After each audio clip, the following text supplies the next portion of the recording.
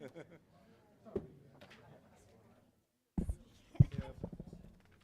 go ahead.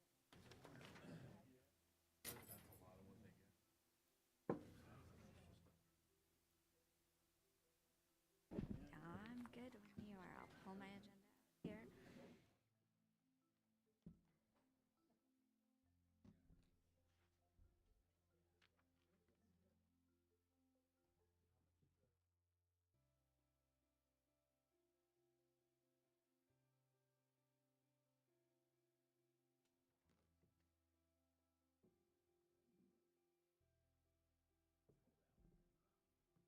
Completely different look for you.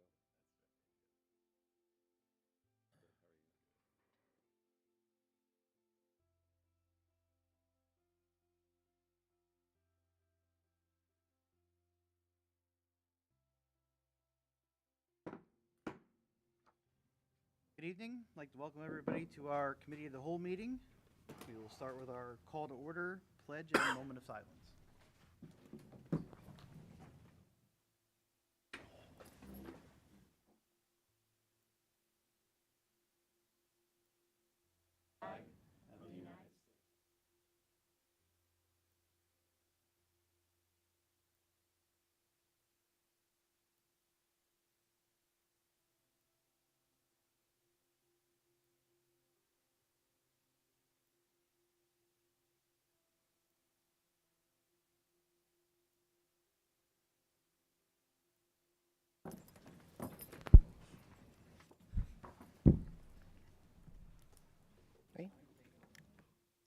Mr. Brookhart. Dr. Faulkner. Mr. Garman. Here. Dr. Green. Here. Mr. Gregg. Here. Mr. Hoffman. Here. Mr. Reichert. Here. Mr. Umbriak. Here. Mr. Reichert Jr. Here. Okay, moving on to number 2, public comment. 2.1, public comment, max of 3 minutes on agenda items only.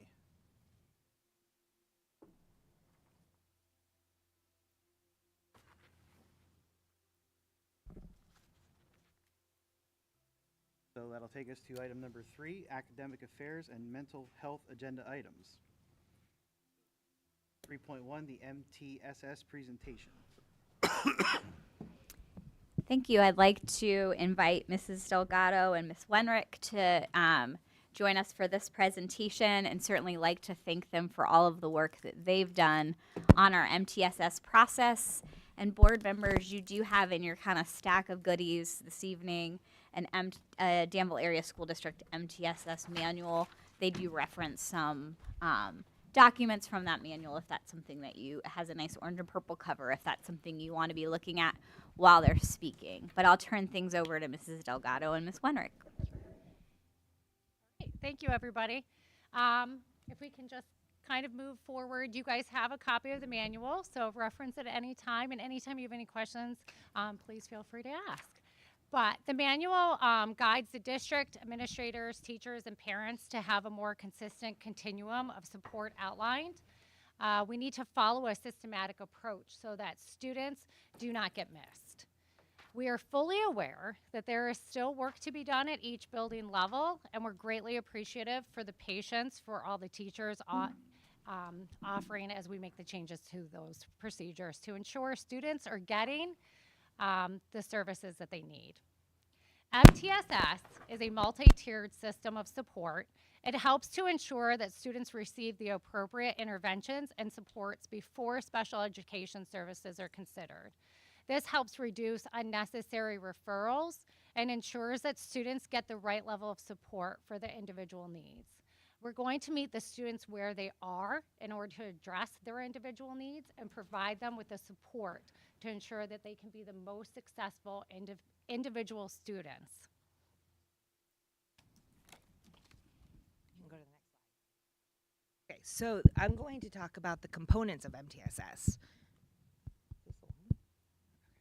All right. So there are many components of MTSS, and they can all be tied together to the ultimate goal of providing a continuum of supports and services based on individual students, whether that be academic, behavioral, social, emotional, or mental health. The work that we are doing as a district ties directly into what our MTSS model is.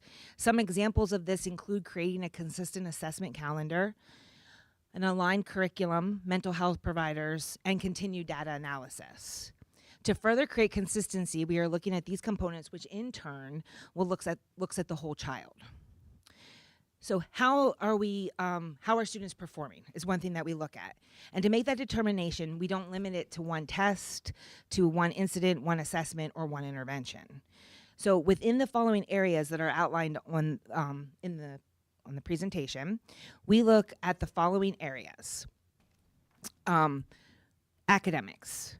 So we are going to use diagnostic, curriculum-based, and classroom assessments, work samples, strategies used, interventions provided, along with additional information shared by the referring teacher. Also, in the area of speech, because all of these components are going to be tied together. So in the area of speech, what impact does it play on academic performance through the lens of articulation and language?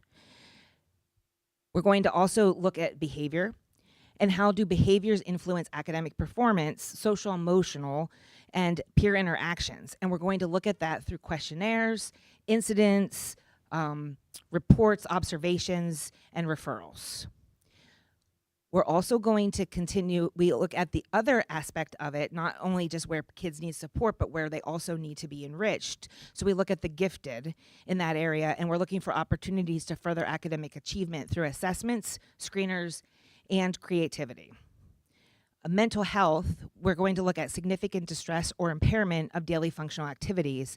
However, I don't want to take anything away from Mr. Kissinger's performance of mental health, so I'm not going to touch too much on that right now. So those are the main components, which encompass a wide range of issues.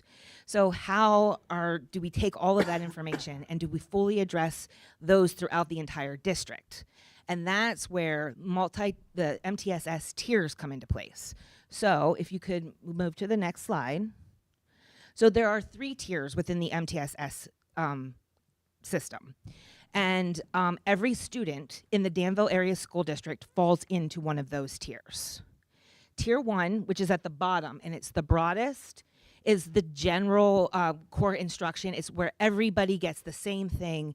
It's approximately 80% of our student population falls within Tier 1.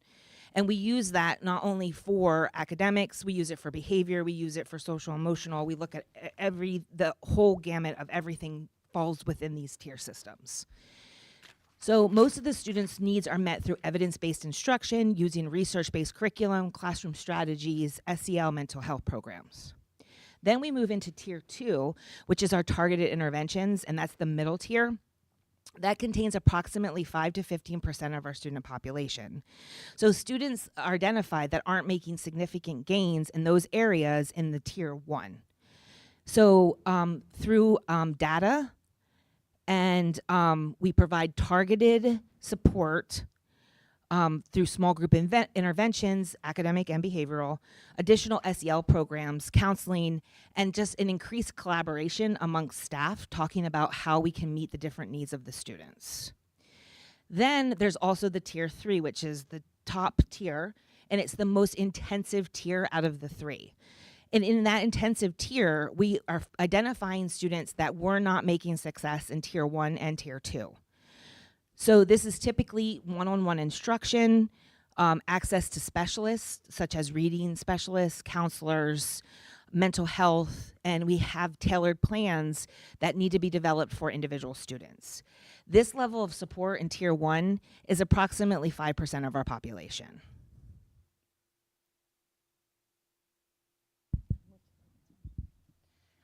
So we have 2 different ways that students can be referred. We did group elementary versus secondary. So if we can click on the hyperlink to elementary, this will provide you with the flow chart. So as you can see, from the time the referral is made, it moves through the team meeting for review. The team will review the data and information gathered about the individual student. And at that time, the team will also conduct a review of what's the best next step. The team provides initial interventions, instruction, speaks with the teachers about different things to do within the classroom to help meet those needs. These steps are then relayed to the teachers of the student, And then we set plans for follow-up meetings or to review in some sort of communication, whether that's planned interventions, to see what planned interventions have been successful. And this includes just ongoing data review and collection for consideration for the most intensive support. These supports we like to see for about 4 to 6 weeks before we attempt something different. So as you go through the team referrals, you gather the information, you set up the meeting with the teachers, and then of course the next steps is just to follow up, do some check-ins, and then eventually just continue that documentation and see the success of the student. So that's the kind of the format for K through 5th grade. So Danville Primary and Liberty Valley is following the same flow chart when it comes to the MTSS model. And then from there, if we can click on the next hyperlink, we'll move forward. This is the middle school and high school model. So basically, there's a general form that is filled out by a referring staff member. From there, the team meets and reviews, is this a student assistant program team identification student? So it goes to the SAP team. Is this an MTSS? It goes to MTSS team, or is this a mental health concern? And then those that are more knowledgeable of mental health get pulled in for conversations. There's a team review, there are assessments, more information gathered about the student. And then again, we just look at that student as an individual person. What do they need? What can we provide them? Who's going to be the best person to support or the best group of people for the student? Again, there's follow-up and documentation so that we can also kind of revisit in the upcoming weeks. Okay. So at this point, we really recognize that it's an ongoing process. There have been some uncertainties around the implementation of the system, but our job is to help guide the teachers through the process. And we believe the manual is the perfect blueprint for the system and how the system needs to be implemented. So we're very excited to get this moving and something consistent at Danville Area School District. So. I would like to thank Mrs. Delgado and Ms. Wenrick for their leadership in the MTSS process, but I'd also just like to acknowledge our entire administrative team and our teachers who made some pretty significant philosophical change in terms of like meeting students where they're at over the last 2 years that have been done through this legally mandated process that we need to have in place in terms of bringing in assessments that can provide us data, analyzing those assessments, putting interventions in place for students, and I feel very confident that we're meeting all of our students where they're at and growing them. And we'll never arrive. That's always a work in progress, but just really pleased with like the tremendous effort that's happened over the last 2 years for that to take place. And again, just thank you both for your leadership. Certainly, I know if I could answer a question, I'm happy to, but I know Mrs. Delgado and Ms. Wenrick would be happy to answer any questions that board members might have.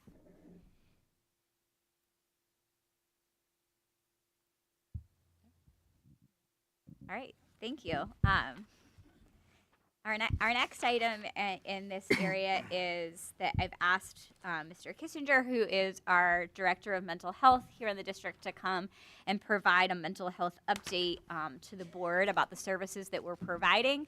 I'd like to just thank Mr. Kissinger for his willingness to dive into a new role here in the district, and he sort of had 1 foot in this role and 1 foot in his previous role, but we're very excited that all our positions are now filled and he can fully be in this director position. I'd also like to acknowledge that we have several of our mental health specialists that are with us this evening. So if you guys could shout your name. Oh, you're going to do that? Great. I was happy to see we've got a crowd. Yeah, we have 2 of our 4 mental health employees here tonight just for, I guess, the presentation and the support. We have Jesse Reebsum, who is at primary school, and Josh Wagner, who's at Liberty Valley. We also have Amanda Yeagle, who came on board recently. She is at the middle school. And then we have Maddie Lonzo, who's at the high school. And it's a fabulous group. We're very willing to help out with each other. Someone's off, someone needs to fill in another building. It's never a question. We always have all the buildings covered. It's a fantastic team. So I'm going to turn things over to Mr. Kissinger to provide you all with an update. Again, he's just shifted into that director role, but this group is already just hitting the ground running and accomplishing some great things for kids. Yeah, I just want to go back real quick to the MTSS process. If we as a team deem a student's primary concern to be mental health, I will then forward a general mental health form to that referring staff member and just ask some basic questions about the observable behaviors that they're seeing. I will then take that and I will send that to the mental health specialist in the respective building where that student resides, and they're going to use that as a baseline, I guess, to get started with doing a full assessment and then determining what that student's needs are. So I just wanted to add that piece to the MTSS process. So some mental health updates. We have a full-time mental health employee, as I said earlier, in each building, which we're very happy to have. We're meeting with students individually and in groups. We're seeing approximately 120 students weekly. That's a very fluid number. I know Mr. Reebsum does a lot of groups, goes into the classroom and sees a tremendous number of students. Some of our other staff are doing more individual counseling. Obviously, a crisis one day could throw those numbers off, so it's a very fluid number. We're meeting bi-weekly as a team, doing case consultations, trainings on different mental health issues and topics, and that's kind of standard practice. If we were operating as a clinic in the community, that's expected. You have case consultations, you review difficult cases, and then you have ongoing trainings within the field. All 4 of our licensed providers have a contract signed and completed with GHP, and this is in reference to us starting the process of billing for certain services that we provide. We have applications submitted to CCBH for those same 4 employees. CCBH is the behavioral health arm of medical assistance, so we're waiting for that to be approved. And I just want to emphasize that we are starting this billing process. It is designed to offset the cost of some of these positions that we have. No student with CCBH or GHP will take precedence over any other student. We will see all students as needed, as clinically appropriate, and that's it. We're not solely trying to generate revenue. We're seeing all students equally throughout the district. I also want to provide a little update on MediSprout. MediSprout is our, hopefully, our electronic medical record that we're going to have in the very near future. It's HIPAA compliant, it's web-based. All of our clinical information and documentation will be standardized and stored there in that location. There will be some differences with some assessments, maybe between something that we have in the primary school versus the high school. But for the most part, our documentation will be standardized and stored in that medical record. So what are the benefits of that? First of all, an EMR is clinically indicated for proper documentation. It's very user-friendly. We have the opportunity to basically create it to our liking. So whatever we put in there, whatever we want in terms of assessments and paperwork and documentation, we have that ability to customize it as we see fit. It's also free, as we've discussed previously. It's at no cost, which is obviously a benefit. So currently, we have some final contract modifications between the district and MediSprout that we're working out. But hopefully in the very near future, hopefully by next semester, we're going to have this up and running. It will be ready for board approval next Wednesday, and it is free. Thank you. Does anyone have any questions for Mr. Kissinger or any of our mental health providers that are with us this evening? A question for the roughly 5% of students that fall into the tier 3, and they have behavioral problems or they have learning disabilities or whatever. How far do you go into their home life, and are the parents involved? Because many times they don't do well because they have issues at home or whatever. I think part of their treatment and treatment planning that we have involves family. I think we're doing a disservice to them if we're not including family members and what's going on in the household. We communicate regularly with parents when we meet with students. And actually, that was something else I just missed. I was going to mention. We do in the near future have plans on developing some training, educational materials, and having some meetings with parents. And that's something that's in the infancy stages, but we do want to be more involved with the parents within the district.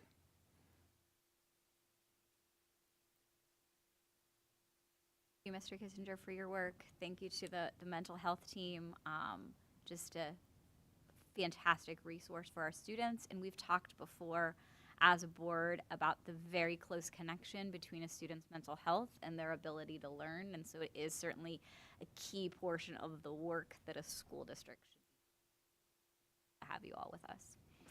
And I'll just Oh, I'm sorry. comment. I don't have any questions.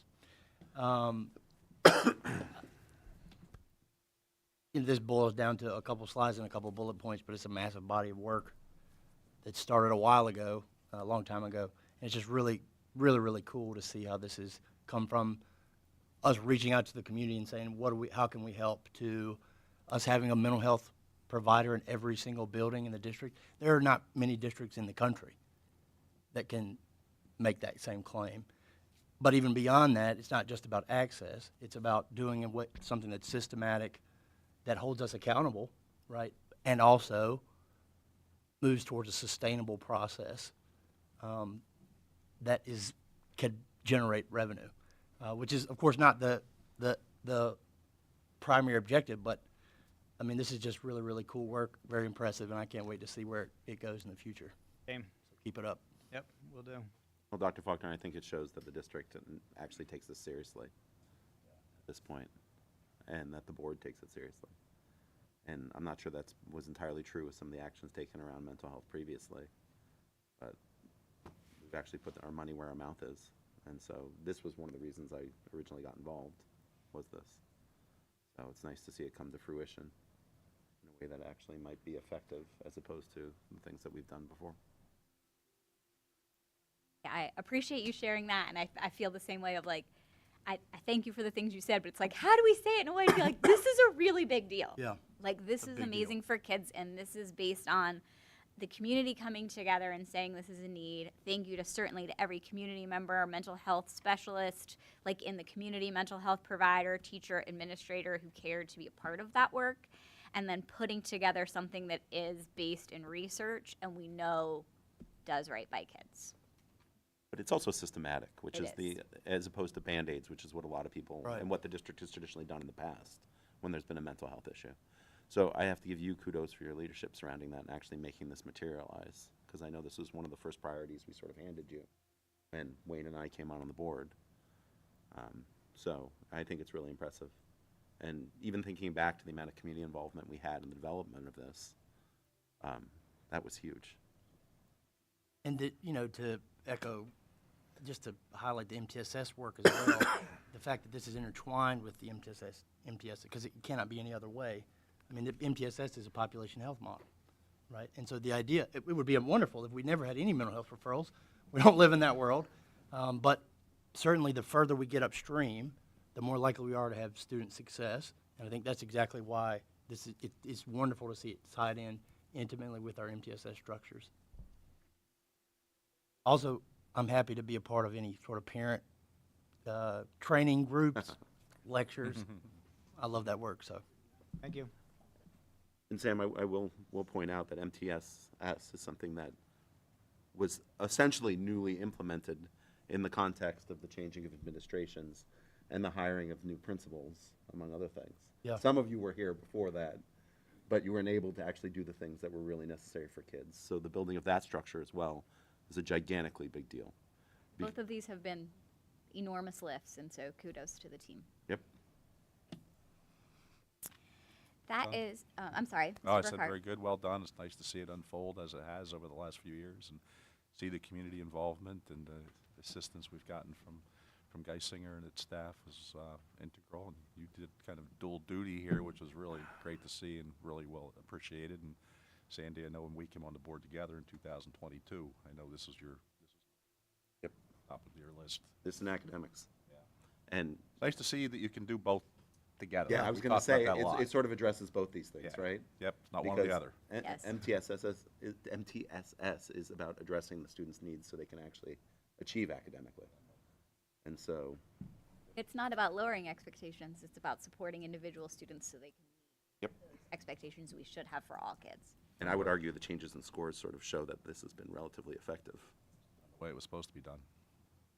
Yeah. So kudos. Thank you. That takes us to the finance portion of our agenda today. And our first item, if you go to the next slide, Mr. Ryan, you'll see is a tax collector contract discussion. So just a little background information. I'll turn things over to certainly our ad hoc committee, and I would also like to acknowledge that we have some tax collectors with us this evening, and certainly thankful for their work. So we are required by state law to approve a resolution that sets rates for the upcoming term of office for tax collectors that feed into the Danville Area School District. That new term begins in 2026, but we need to have a resolution approved by February 15th. So that would be at this month's meeting or next month's meeting.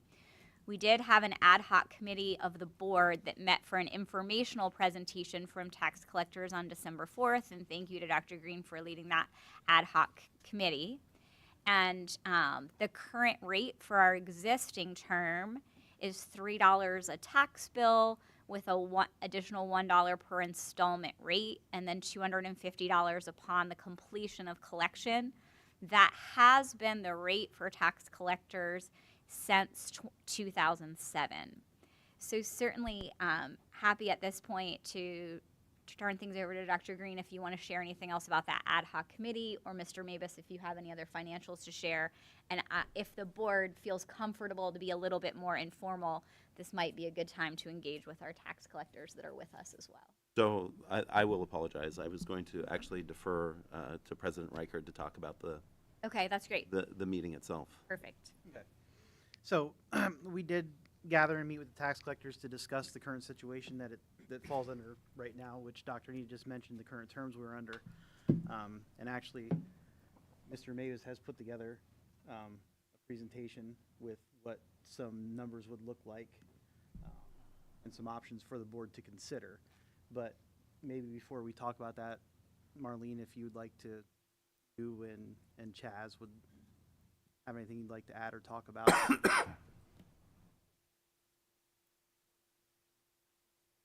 Gonna say, Yeah, come up so the Here, public so then the public can hear. turn the You mic, just give it a turn the mic on and. You give a little need push to where it push says that push, forward, and yeah. turn green for you. A little hot. There you go. There you go. I had to sit in that seat 3 times Oh, before I did got here, so no pressure, trust me. Yeah, you just set a record. So, this is the year, every 4 years, we are elected. So, the reason we have February 15th of 2025 is because in March, we will be circulating petitions if we decide to run. So we need to know what our compensation is going to be from the county, the township, and the school. So we haven't had a raise in our compensation from the school district since 2007. And that's why we're here asking for higher compensation. I spoke with Mr. Mabus, and possibly some more reimbursement could be possible. We've talked about that. We've talked about, instead of the tax collectors folding and stuffing and mailing envelopes, that could be done by the IU more effectively than what we could do it. And maybe some changes in procedures and policies for the collectors that would better and efficient, a more efficient way of handing in our reports and our money to the district. Some of those things I think we can talk about with Mr. Mabus later, but right now we need to figure out and come to an agreement on our compensation. I would just like to, again, publicly thank you all for your work and acknowledge, I know Mr. Mavis had a chance to talk with you, so certainly some of the things that you named, we had talked about the IU doing the stuffing, and that if people were willing to give up the personalized letter, that's absolutely doable, and I know you guys talked about supplies. So I just would want to, we've privately said it, but also just publicly state that you have both Mr. Mavis and I's contact information. We really want to partner with you Okay, and and we want to alleviate any of the concerns from the past. And we want to continue collecting. That's what we do. It's what we're trained to do. We take update classes like any other. We're governed by the state, Sure. so we need CME credits for our term. And some of us go to the convention, some of us get credits other ways, but we do. We go to trainings and update classes. We hear from our lobbyist. We hear from our solicitor. We are trained. And we're tax collectors. That's Right. what we do. A lot of people think that when you come in, you just stamp the bill and take your money, but that's just the little teeny tiny first part of it. So it is a very important job, and so I appreciate the opportunity for us to talk and discuss this because this has not happened in the past. Yeah, so I just certainly would also just want to communicate to the board that both Mr. Mavis and I are committed to doing sort of those soft things that that Ms. Gunther is referencing here, and we want to be good partners in the work. But happy to turn things over to board members in terms of discussion around terms and rates. So let me just add one more thing. I know there's some new people on the board, and there may or may not be aware, I don't know. But a few years ago, because we didn't get a raise, like I said, since 2007, no more. I mean, can you imagine having your job and not making any more money?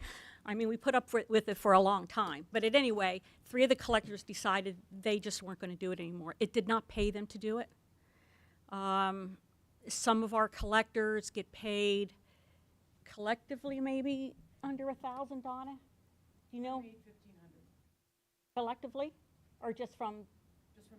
Okay, $1,500. There's software programs. We pay for our own office supplies. I mean, $1,500 minus expenses. So the district has been collecting for 3 of the collectors. And if the compensation and reimbursements and some policy changes are in our favor, I think they would go back to collecting again. I can't speak for them, but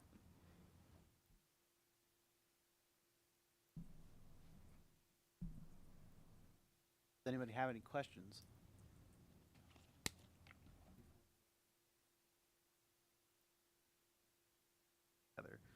Because now would be the time to ask because they're here. Are you going to stay for his presentation? yeah, I would like to. Can we still ask questions after he finishes? Because he may cover some of the questions that we're going to ask or that I'm going to ask. So I'd actually rather hear from Mr. Mavis first. Perfect. And then if we could ask of either Marlene or of him. You're okay with that? All right. Appreciate it. Thank you. To put it into context, what, and I know we sort of talked a little bit about this in the ad hoc committee, but I want it on record and for the entire board. What was the raise that you would like to actually see from the board itself? We're asking for 0.5% of our collected taxes. And again, the other things we didn't really get a chance to discuss because Mr. Mavis that as far we talked about the envelopes, that would be taken away, the procedures and the reimbursements, but we were asking for 0.5%. Thank you. I just wanted the whole board to. So if there's no other questions, I'll just share some information about the report that I generated for the board to be able to review various pricing levels. If we set a rate, you can just go back. You could go back. Yeah, It's not right. Yeah, this is just. Yep. You can stay on that page. So the. There's 2 primary ways that our collectors are paid across the state. It's often either per bill or as a % of collections. So currently, we obviously pay per bill, and the collectors are asking to be paid as a percentage of collections. You can also do kind of a hybrid of the two to acknowledge that there is a fixed cost for the activities that you're doing. So some schools will pay per bill and then have an additional percentage of collection to allow that rate to just naturally grow over time as local real estate tax collections go. So I don't understand. I'm sorry, I don't understand. so some schools will pay $2 per bill, and like for your example, you're asking for 0.5%, so it'd be like $1 per bill and 0.5%, or $1 per bill and 0.3%. So there's the way you're currently being paid right now is per bill. You're asking for a percentage. The board would also have the option to sort of meld the two as a hybrid and make it per bill plus a percentage item to try to equilibrate the fact that we have, we have 11 different municipalities, 11 different collectors, and they each are going to be impacted differently by any changes the board might choose to make. At the end of the day, from the district's perspective, we're interested to know what our total expense would be if we would change the rates. And so the document that was shared with you as board members shows numerous different pricing levels. So you can see where the total cost of the district is under the current rate when we're paying $3 per bill and $1 per installment. Excluding the $250 completion payment, that if we had all 11 collectors working, that would come out to be about $25,500 total for the district. You can increase those rates the board can increase those rates at your discretion. One thing I did look up just for discussion purposes is what the Bureau of Labor and Statistics shows inflation would have done to your pay over time if we had just kept up as a district with inflationary rate, increases, and that would have brought that per bill rate to $4.68. So that's just something for consideration. And then I have some numbers that stretch all the way up to $12 per bill, where the total cost of the district is over $100,000. I'm not saying the board would have to do that. I'm sure the collectors would be very, very pleased if you did. But I just wanted to give the board a wide variety of options in terms of being able to look at what the current rate is, what that rate would look like if you chose to increase it. And if you do choose to increase it, you have the option to continue under the current per bill structure that we have. You could move over to the percentage of collection system that the tax collectors have requested. One nice thing about switching over to percentage of collections is that this would probably make this discussion much less likely to occur in the future, because if the board grows local real estate revenue, or if the local economy grows and real estate properties increase, or there's more development, the sort of value that tax collectors bring is tied to those in terms of bringing collections in. That would grow with that as well. It would say that. How much of an increase collectors are asking for and what we're paying now?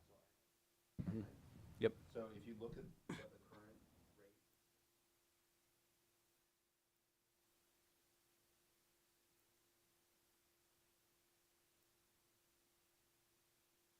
Yep, 25.5. and then if it goes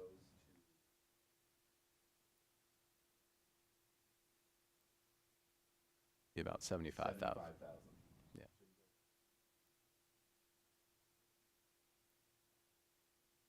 That's if all of municipalities in them. the borough, all of them are elected, because right now only a couple of them are. So Mm-hmm. if you take the same, Pardon? We have some that aren't collecting anymore, correct? Well, they would like to collect. But they're not. They're not right We're operating now. off real numbers here, not Okay. speculation, right? yeah, so, Okay. so just to give you a better idea, if we kept up with inflation, the current rate per bill would be $4.56 for installment. Total cost to the district at that. Had kept up, right? Correct, and so then you're comparing, if the prior boards had at least done due diligence and tried to inflation, they would currently be almost 40,000. So the difference between that number and the number.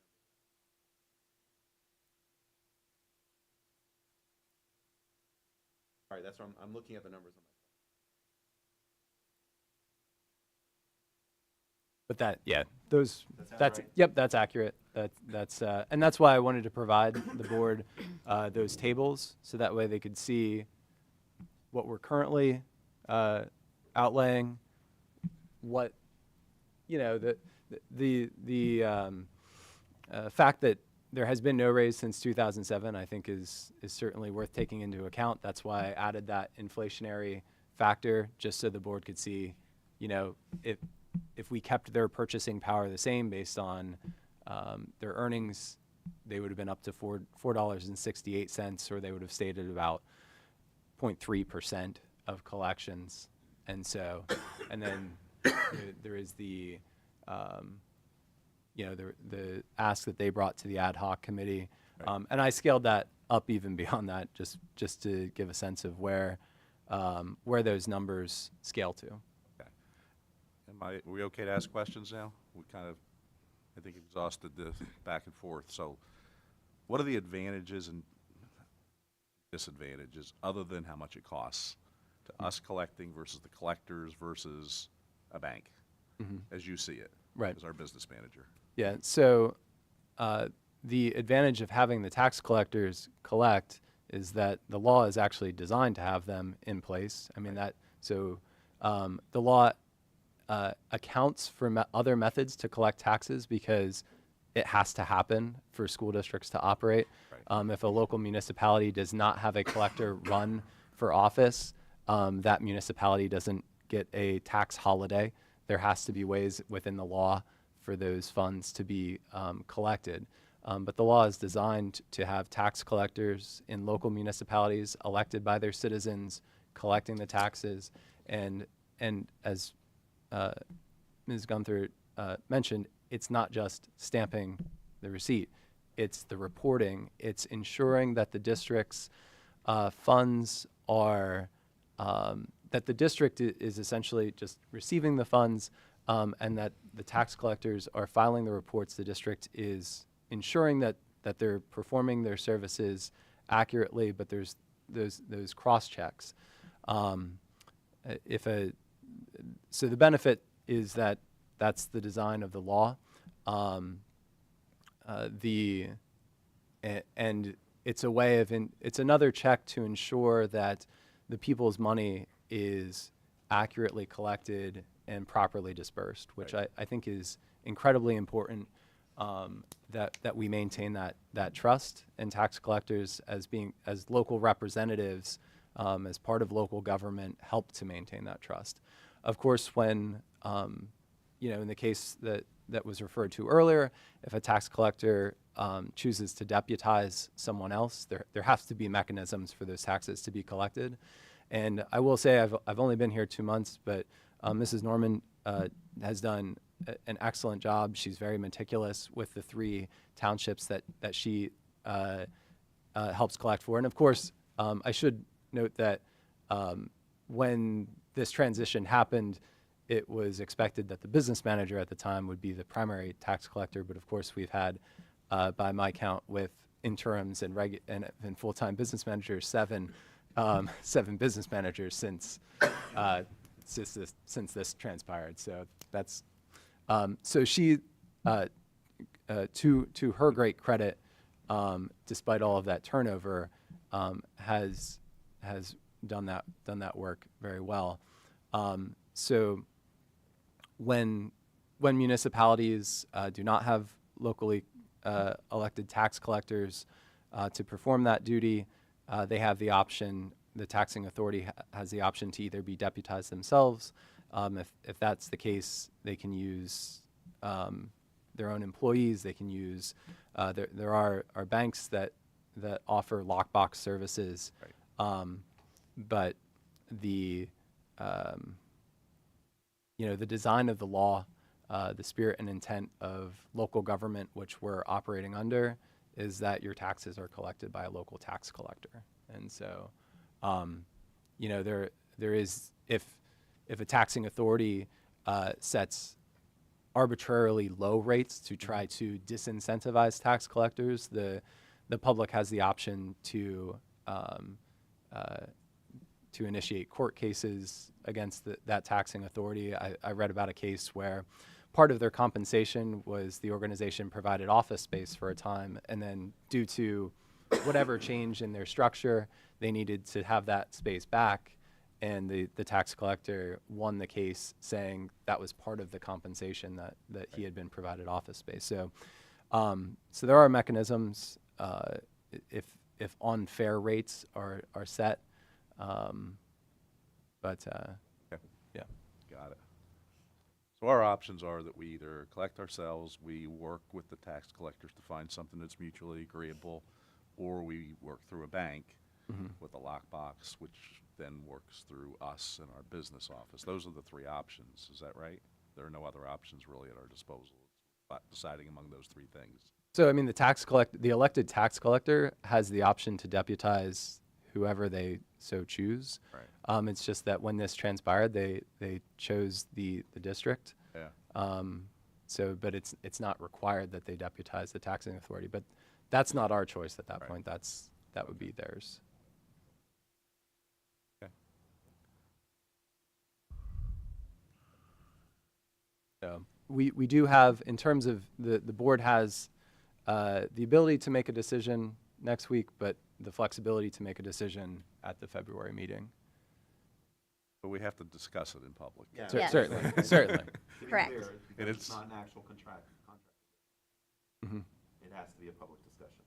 Yes, it's a resolution, but it's not a back and forth contract discussion, so it is held here in public. Just to note that the county and township, the county, the boroughs, and the townships all pay us on a percentage. They pay you on it. What is the percentage?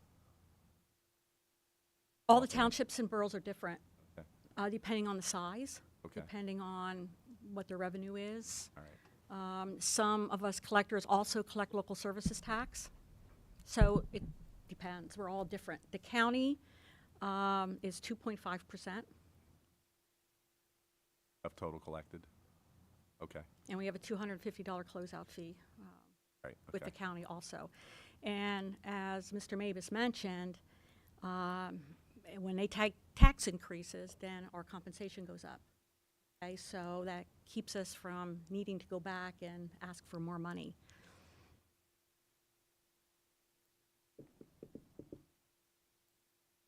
And our responsibility is to set compensation. Really our responsibility. It's good that we're having a discussion, but we only have to do one thing, decide how much we're going to pay. And then our tax collectors have to decide if they're going to run for the office based on what we're paying. Correct. So it's good, and I think it's healthy that we're having this discussion. But to some extent, we're overcomplicating this. We decide what we're going to pay. Yes, correct. We That's So, have where the we're at. context, we know it's been Yes. 18 years, we get all that, we get what the county's doing, we know what Berwick and Bloomsburg and Central Columbia and everybody else does. There is a point where we have to make a decision. Correct. Sorry, go ahead. so basically, if stuff was set up correctly past administrations and taxes were raised correctly in past administrations, all of this would have funneled itself out. It would have. Gotcha. Yeah, and I don't know that it was ever an inability to pay. Yeah. Because if you look back through all the annual financial reports, there are a lot of years, and this is going to be one of those, where we had a surplus of, was it anywhere from $300,000 or more dollars. So the ability to pay another $25,000 to me wasn't the issue. Yeah. Blaming the administration, I'm fine with. But I don't know that it was necessarily we couldn't afford it. Yeah. One of the things I think was political, and that a lot of districts were lowering compensation to try to push people out, and then they would do it themselves. That was happening in a lot of places. And what happened? But I get your other yeah, points. When Yes. and when that happened, that came like, well, this was years ago.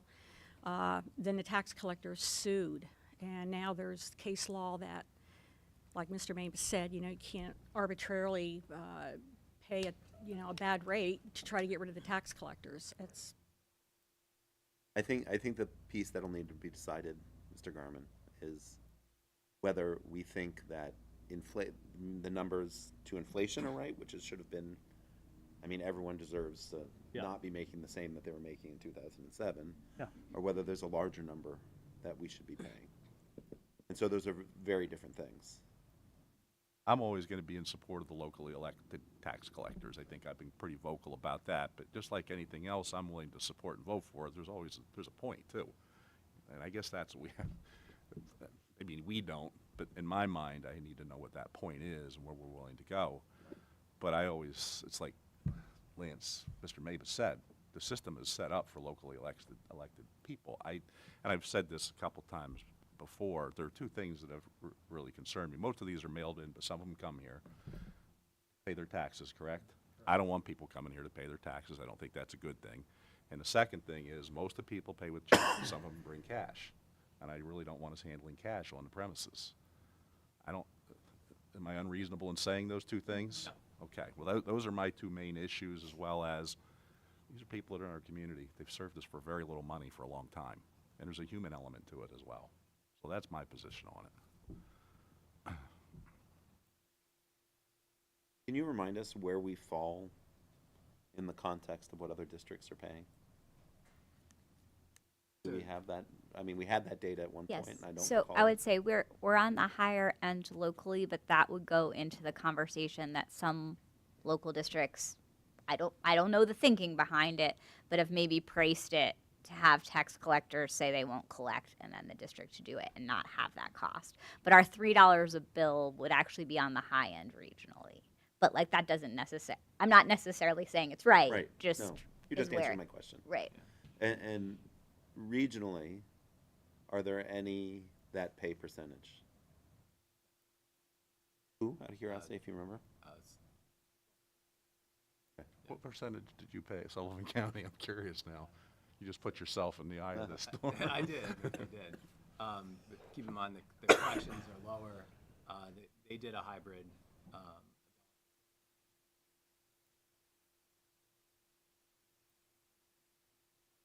On a lot lower figure. On a lot I'd say it's a lot, Yeah. right. lot smaller community, lower figures, less parcels. Can you give us a ballpark of what the total cost was to the district, out of curiosity? Because I'm Uh, sure that's public information. It is. So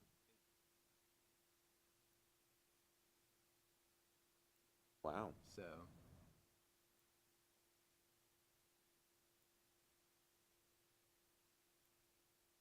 Montour County is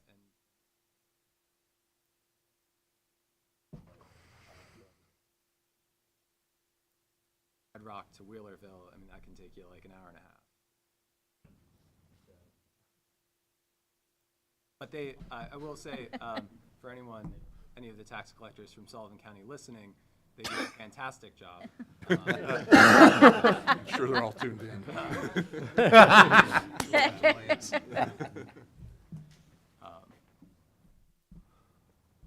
So your experience as a business manager is not to collect them in your home district. It's to have outside collectors that are elected. Yeah, there were two municipalities in Sullivan County where, because they were so small and their populations elect a local tax collector, and it was done by the county.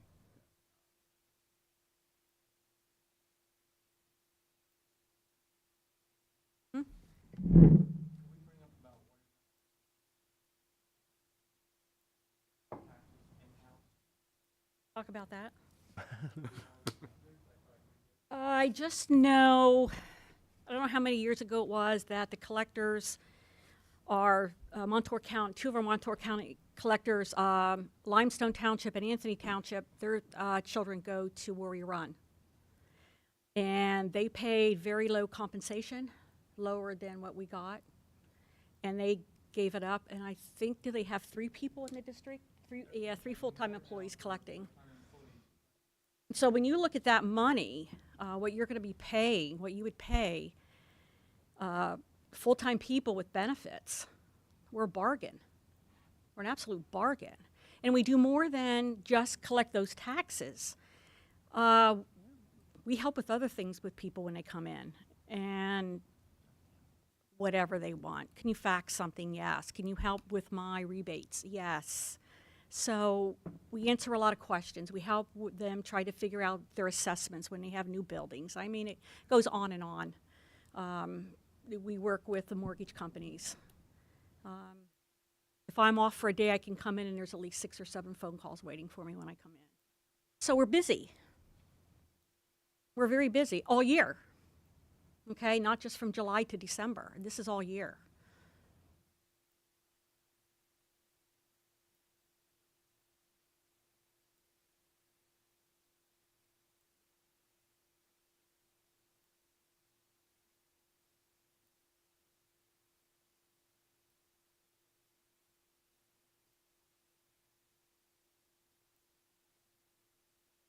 As the business manager I was in, if we had anyone, because I had some end-of-year reporting to do, while I was at the school, no one came to the office. I'm not sure if we had published hours of being open. I would have to check into that.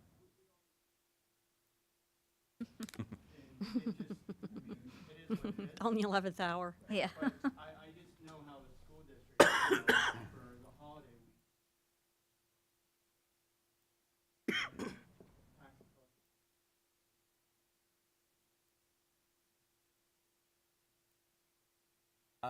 I was there not the whole time, but several of those days I was completing some end-of-year reports.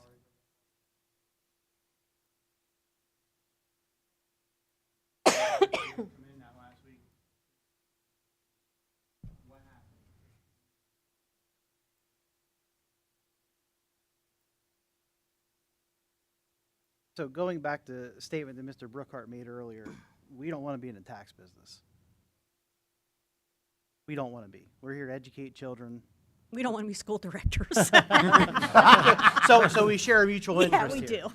do. So the point I'm trying to make here is, I know for myself that I would be a lot happier, and I know you can't guarantee me this, and I think you and I have had this discussion kind of sidebar before. We don't want to be in the tax business. And I, again, from the discussion you and I had at our ad hoc committee, can appreciate not having a raise in 18 years with what I do for the school, so I can appreciate that. But I guess where I'm going with this is, I don't want to give an increase for a service and still have to do some of it on my own. It'd be like paying somebody to mow my grass and me still having to mow my backyard. Doesn't make sense to me. So you And I mean know- as far as some of us collecting and some of us not? Correct. Okay. So, and I know you can't tell me, well, if you give us an increase that we're going to collect them all, because you can't speak for Can't speak West for them. Hemlock and Cooper and everybody else. But you can deputize people other than the school district. So if Cooper doesn't want to do it, they could deputize you, or they could deputize Well, they Chaz. could, but think about it. Donna has 500 parcels, and I've collected for Cooper. And I also collected for Mahoning, Cooper, and Naval Borough. I was incredibly busy. But they have 500 parcels. That's $1,500. Do you really think I want to take on that for $1,500? I would be crazy. It's just not worth the money. Okay? I mean, I did it. I did it as a service to Cooper Township. To me, it was just more spreadsheets, more books. It's double everything. But I did it, and I did it for about 7 years, and I was happy to do it. But if I was asked to do just the school district taxes, $1,500 before taxes. You want? No, nobody would want to do it. Nobody wants to do it. Plus, you're giving up your 4th of July weekend because the taxes are going out, and you're giving up if you have to stuff those envelopes, which hopefully we won't have to do those anymore. Your summer's taken up because you have July and the end of August is the end of that discount, and you've got to be there. So your summer's gone, and then there's Labor Day, and you've got to get your reports in by a certain day of Labor Day. So you're there waiting for the mail to come in. I mean, your whole summer's gone for $1,500. And we have expenses. Chaz and I have the office, so we have expenses. My expenses for this year were $7,200. And the expenses, so I look back 8 years ago, the expenses were $4,000. Now I'm looking at $7,200. And we just can't keep going like that. And you're putting the burden of our compensation onto the county, which they're always wondering where they're going to get money to even pay their employees, and to the townships. Fortunately, Mahoney Township is a good township. I mean, they have money. But you look at these little ones who have their supervisors go out and plow because they can't afford to get somebody to plow, and you're putting the burden of our compensation on the townships. And where's the fairness in that? We all work together. We work for all three of you. So, I can't speak on behalf of the board, but what I would say is I don't think any of us don't think you need a raise. I guess the question is what that raise is. Sorry, I'm on call. I'm now getting Tiger texted.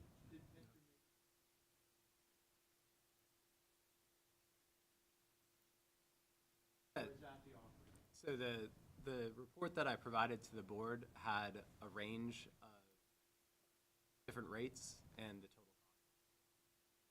cost. Current, if it was increased 10%, 25%, 50%, inflation would do 100%, 200%, 300%. That was. Mr. Mavis wasn't making a specific recommendation. He was just sharing the whole scale so that the board could determine what they wanted that to be. So. Well, I did now. Now he did.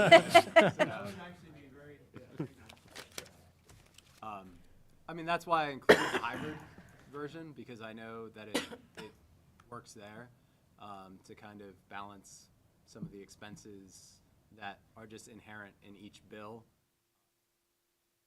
Percentage takes care of the discussion that we're having right now. It's kind of taken care of. So we talked, the collectors. We either do it or we don't.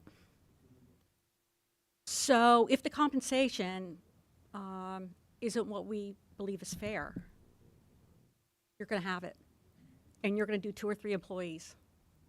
And you need to look at that, how much that's going to cost you with benefits. So that's the bottom line with us. We either do it or we don't do it. So when you think of $100,000 and you think of the employees that you have to pay with benefits, okay, that's where we're at. We have put up with this long enough, asking for raises and being denied even a nickel. Being denied, we get a ream of paper and a crappy red pen, thinking that's okay. Oh, we will address that, like I stated. Yes. And that's how it went. That's how it went for years from the prior board. Yeah, we throw those away by the way. By the prior board, and we're done. We're done. So give us a good raise, and it's going to cost you money, but you have the money. You do. You're not poor. You are not a poor school district. And I know other people will look at it and they'll say, oh, but you gave those tax collectors all that money. Yeah, because we didn't get it before from the greedy directors that were here 10 years ago. Really? Gotten a raise either. But you see where I'm coming from. We're done. We're done. We've gotten to the point we're done.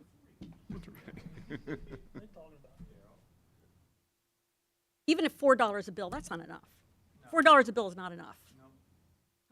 We're not going to agree to it. And Not what gonna was the happen. $4 a bill? Was that the inflation or no? That would be below inflation.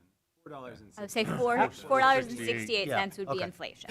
Can you explain how you guys arrived at the 0.5 versus how did you arrive at the 0.5? Because that is a little above inflation is my understanding, right? Yes. The 0.5%. Well, I think a good negotiator is going to start up high. Okay. I mean, I don't expect to get that kind of money. We don't expect that. But we do expect something Fair. fair. So $4 is too low. Now we're getting somewhere. You're admitting 0.5% is too high. Yes, and we know that, right? Somewhere between 4 and 9, right? Because 9 is 0.5%. What?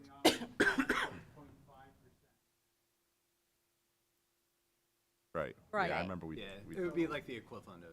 Essentially the equivalent of that, Right. at that rate. Yeah. What does it that come out to? So what, sorry, there's a patient I may need to go in for, but, so what question are you asking? 'Cause I'll answer it right now. The other option that we had looked at with The Fulton- hybrid you're through saying? Fulton, Oh. what is that figured out percentage-wise based on this? So until that work would actually be done, because of the way their pricing structure is, we just have to operate on a range, and it'd be make that a super confident range. It would be budget for it. I would of course be putting. And the range is because you don't know how many tax collectors would like turn that over or not. But that is the plan we would propose we follow if a tax collector didn't want to collect, was to use a banking option. So then we weren't going into Yeah, but full-time basing on employees or that something. 40 to 60,000, if it would say 60,000 is the high side, is that for every individual tax collector? Yeah, that would be Yes. presuming we're doing every municipality. It's been handed over for every municipality. That's how their pricing structure. Did only investigate the one banking option, so other resources. For informational purposes, right? Compensation have to be the same for all 4 years. Yes. First year this, second year this, Well, third year this. It can graduate over time. That I know. I don't think it can be changed. I mean, I think if you did that, it would have to be in the resolution. We're making a Right. decision for the next 4 years. Correct. That's the So other all thing. 4 have to be Right. together. If you went with a percentage, you kind of naturally would slide over the 4 years.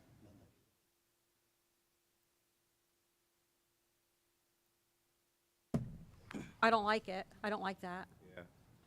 I don't Like like it that. going I up. don't think they like it either, do you? No. They're all shaking their heads. You know what no. I'm saying? A percentage would naturally slide, though. What do you mean slide? Like Your total revenue. your total Oh, yeah, revenue that would would. slide And that's- naturally without it being like Yes. $4 one year, $5 another. Yes. If it's percentage Yes. based, Right. it keeps up with time, and we don't have this problem then in the future where we're 4 years later making today's rate, if that makes sense. So a percentage does naturally keep you up with the time. So let me present something else. Okay?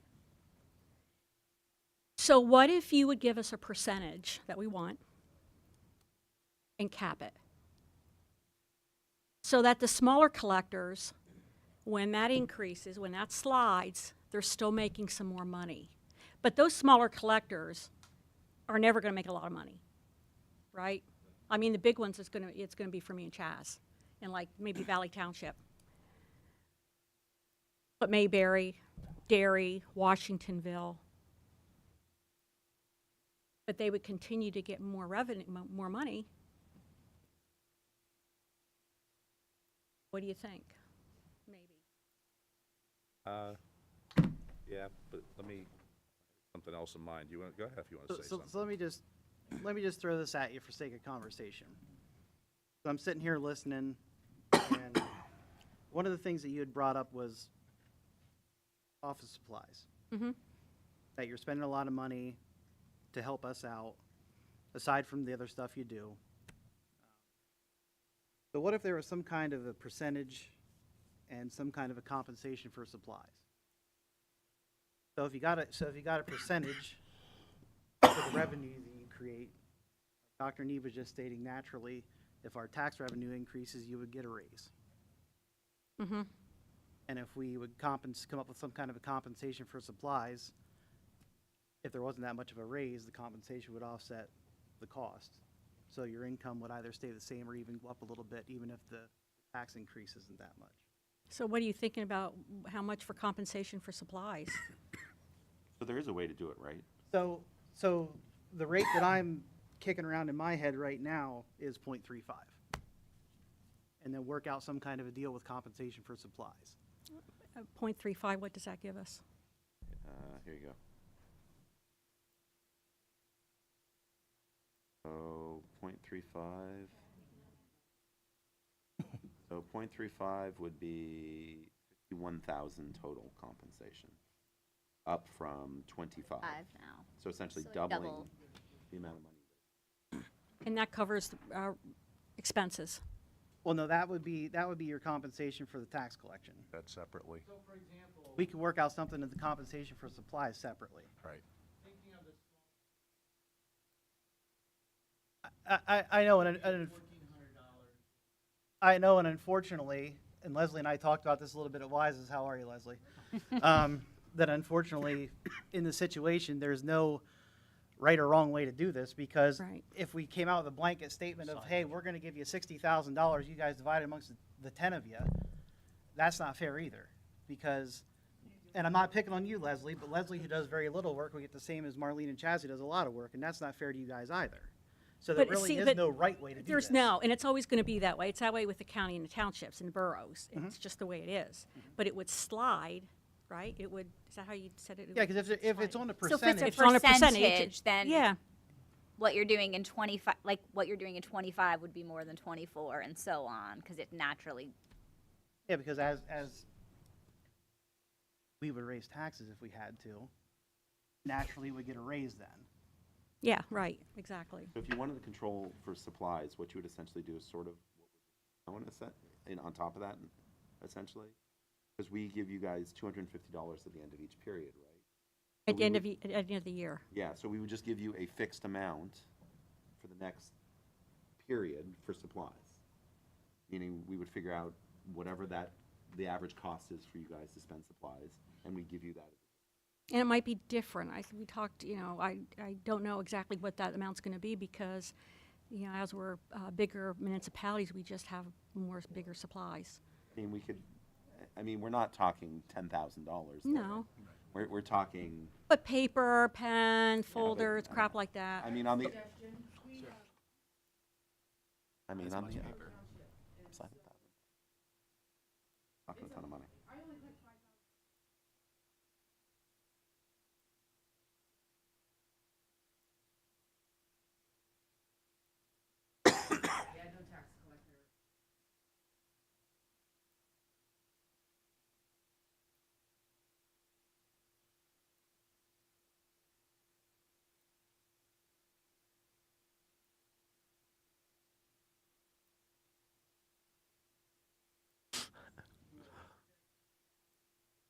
We appreciate your honesty.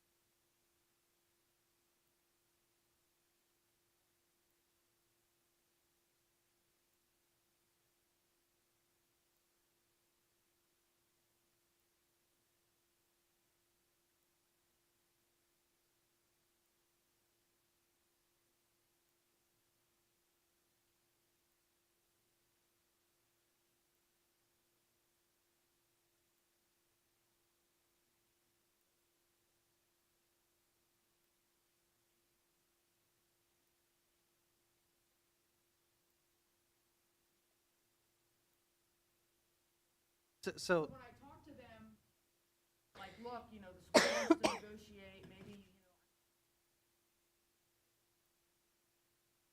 So being that you collect for more than just us, I would entertain, again, I'm one person, there's 9 of us here, so one of 9. But I would be willing to entertain the thought of, since you do collect for one entity, or more than one entity, that I would divide that cost. Well, I would, if you work, if you work for just me, that'd be fine. But Yeah, since you but- work for the county and the But I township think a and the third, school district. I think a third of the cost of it. Yeah, yeah. Like when I called them and said,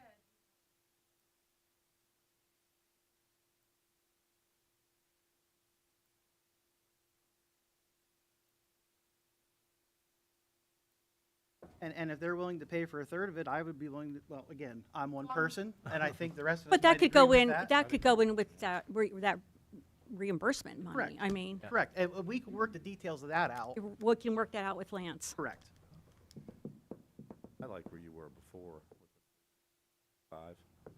I was thinking very similar. I was thinking .375 because it's halfway between a half Kinda and a feels like the quarter. opposite of Shark Tank. It's not a whole lot different, but it's a little more for them. But I think it's fair. It's not what they're asking for necessarily, but it still makes us the highest in the region, right? I would think so. Yes, it Yeah. would. And I mean, also ultimately- assuming any expenses that they incur, just give us an invoice. We pick up any reasonable expense. And I mean, it gives them the opportunity then to get a raise that they haven't gotten in so long. Yeah. Right.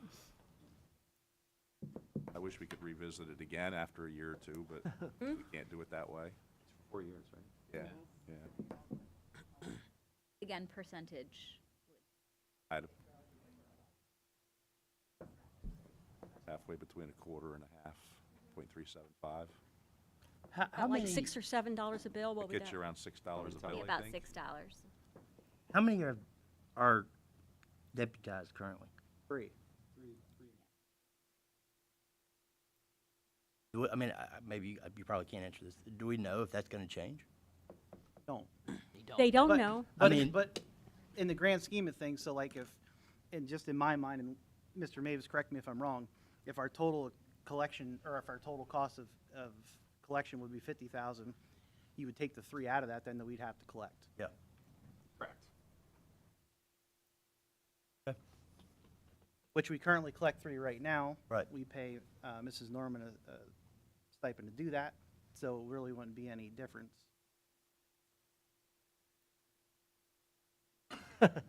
She actually does a very good job, and she doesn't mind. She doesn't mind doing what she's doing now.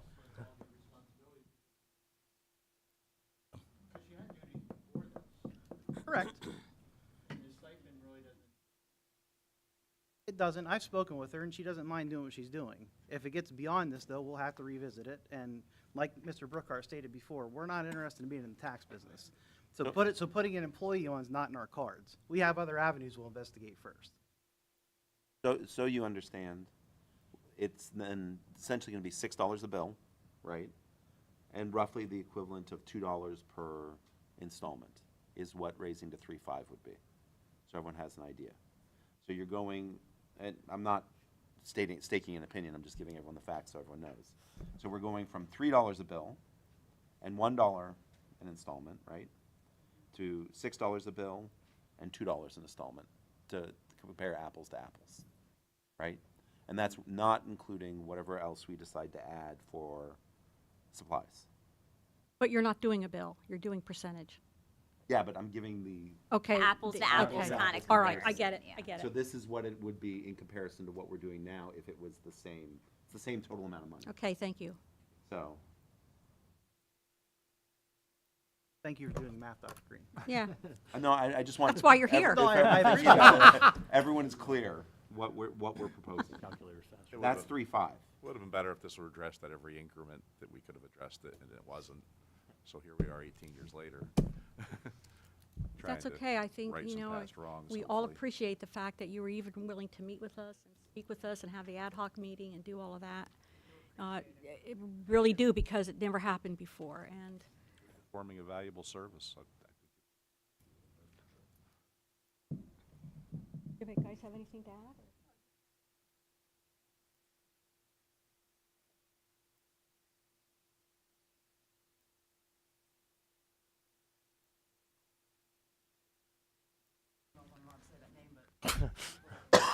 No, we know. We all know. for us, and I don't know that for either, so. Yeah, it was right Thank before you. we came on. You're welcome. Thank you. Thank you. Yeah. Thank you. Oh, they're used to it. You just learned about. So I'm hearing, just so that Mr. Mavis and I have some direction, I'm hearing 0.35 with some sort of supply supplement could be something we could put together for you all to look at. Does that, That we ended up at. is that was the numbers that Dr. Green just shared? Is that what they understand as well? That's That was the last one's, yeah. They're listening to us right now, so hopefully. Okay.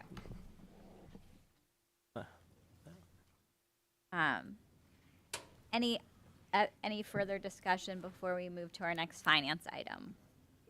No, I just want to apologize. There's going to come a point where I'm actually going to have to leave because there's someone who's actively dying and I'm going to.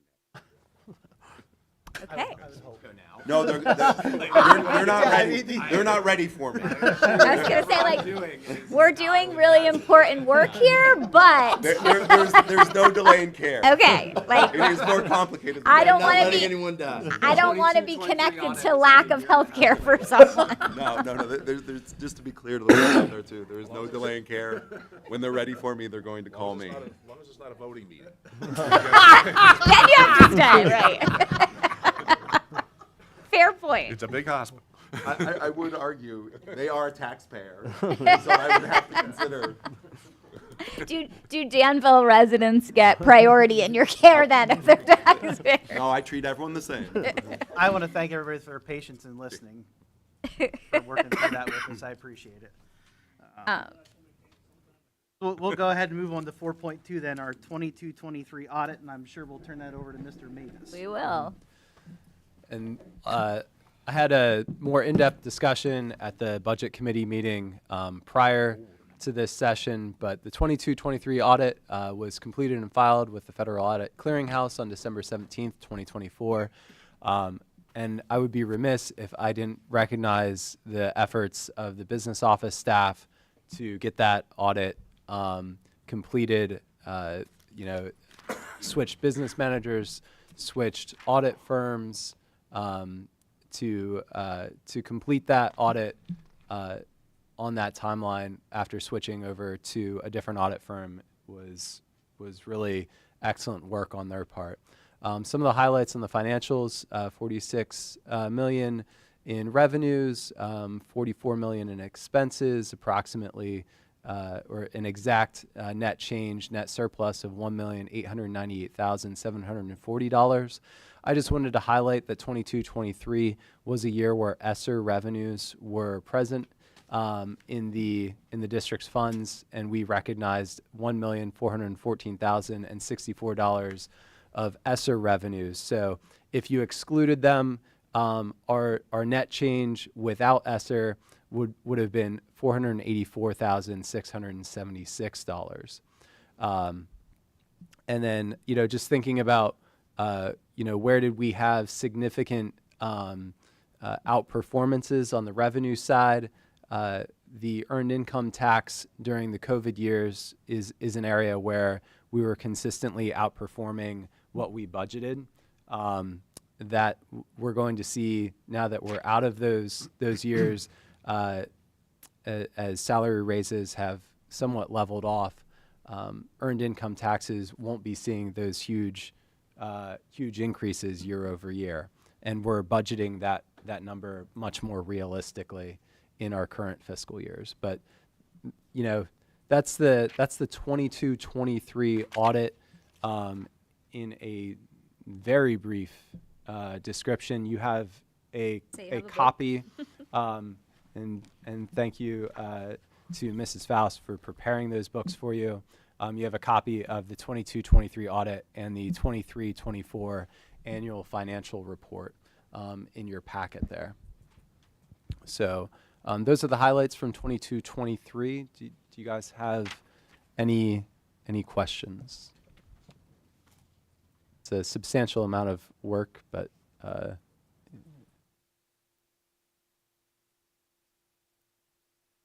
No, appreciate All right. everything you did in the Finance Committee meeting. That was All right. really helpful. Yep. Thank you. All right, we can move on. And this is just a a slide on the annual financial report and audit update for 23-24. Well, just first of all, when the audit was completed for 22-23, it included some adjustments from the auditors. Those had to be submitted to the state in the CFERS system for the 22-23 AFR, so that was updated and resubmitted. And the 23-24 AFR was due on December 31st, and that was entered with the pre-audit numbers that we currently have. So I do anticipate that we'll have adjustments as we go through the audit process, and when that's done, we'll submit a revision for that. So we have preliminary numbers for 23-24, but we'll be getting into the meat of the 23-24 audit towards the end of January. Kudos to CLASIC. They completed their portion of the 22-23 audit on December 16th, and they were in our office on December 18th for a meeting with our business office staff for the 23-24 audit. So really appreciate their work as auditors. And then, they gave us about a month to get ourselves prepared, and then we'll be, hitting the ground running with them at the end of January. So that's the update on 23-24. Here we go. In your packet, there's a budget development calendar that we'll be following through the rest of the rest of the school year as we prepare the 25-26 budget. There's some important dates that have to be hit that are listed there. This gives you a sense of what we're trying to accomplish over the next several months. In February, we're looking to bring a detailed report to you on expenses to the committee of the whole meeting. In March, we should have more refined numbers on the revenue side. Governor Shapiro will be providing his budget address on February 4th, I think I saw in the news. That's where he'll highlights, his suggestions for the 25-26 year. I will say that last year, a lot of what he covered in his budget address did come to pass in the in what was finally approved by the legislature in July. And I know they just got started with their business yesterday, I believe. So they've started their new session, and it would be great if they had their numbers finalized prior to when we had to have ours finalized. But in April, we should have the whole package for you to compare, revenues against expenses. In May, we'd like to, that's the timeline where the preliminary budget needs to be passed, and tax rates need to be set, and then June is final adoption. In our budget committee meeting prior to this session, we covered some very, very early budget figures. I will share that report out with the rest of the board so you have access to it. Feel free to ask me any questions on that. A couple of the big items on the revenue side that we have to consider are, of course, what the local tax rate is set at. We've already passed the Act 1 resolution, so that caps it at 4%. And then there's, on the local side, the other big factor that comes into play are entities, large entities typically coming on or off the tax rolls. On the state revenue side, we are in year 1 of a 7-year plan by the state to address the constitutionality lawsuit related to school funding. I refer, as far as Danville's concerned, to that timeline as year 1 of 7 skinny cows. Essentially, when the state changed their funding formula, it was based on the idea that every student should have a certain number of dollars spent on them, which I don't necessarily disagree with. But schools like Danville that have kept up with their local contributions over decades have per student expenses higher than $14,000. And that's a testament to this community's commitment to education over a long period of time, and also to the economic conditions locally. The state funding formula was adjusted to drive funds towards districts that are not spending $14,000 per student, and that meant that when $1.1 billion of additional funds were set aside for public education for the 24-25 school year, only $200 million went to the existing basic ed formula. So that meant that Danville received approximately $192,000 in additional funds from the state going into 24-25. Had that $1.1 billion all been distributed through the old formula, that would have meant Danville would have seen an increase of approximately $1 million in additional state revenue. So obviously that's $800,000 for our district is a big revenue number. So changing that formula impacted us dramatically on the state side. And I'm expecting that the legislature will follow through, probably at least this year. Whether they make it the full 7 years, I'm not sure, but that's something that we'll be listening for in that budget address at the start of February. But that's the timeline for budget development. If there are any questions.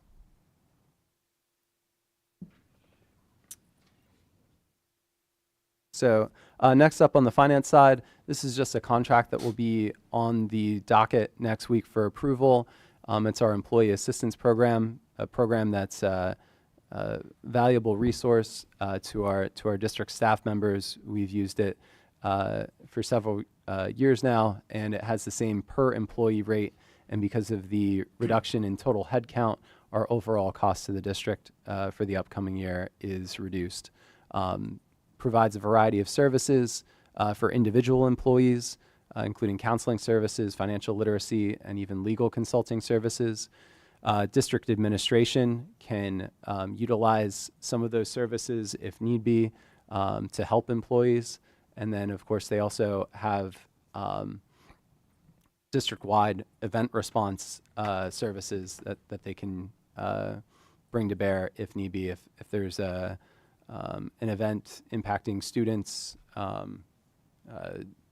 family loss or that sort of thing, you can have their team come on site as well. Next slide. And this is, I just wanted to give the board an update on our banking partners just to make sure, I know there's been a lot of turnover. I wanted to make sure everyone's aware of who we use for our different accounts. Our general fund operating account is with Fulton Bank. Currently for our general fund reserves, we use PISLOF. Our capital projects and capital reserve fund, we use Pliget. I have met with representatives from Journey Bank in December. They've offered a pretty competitive option to take to take some of our funds if we were interested in moving to them for our general fund reserves to split between PISLOF and Journey Bank. If the board was interested in me bringing that forward to you in February. Money would you take, unbalanced money or just? So in our general fund, I currently have about 1 month of expenses in PISLOF, and I would split that between PISLOF and Journey Bank because it would be good to have a local banking partner available. I'm trying to think of like a backup option if Fulton would ever have an issue, God forbid, like a cyber attack or something like that. It would be nice to be able to pay 1 month of expenses in short order. PISLOF is not an entity that allows you to write checks out of their accounts. So we would need to quickly switch over to another option. But it was good meeting with their team.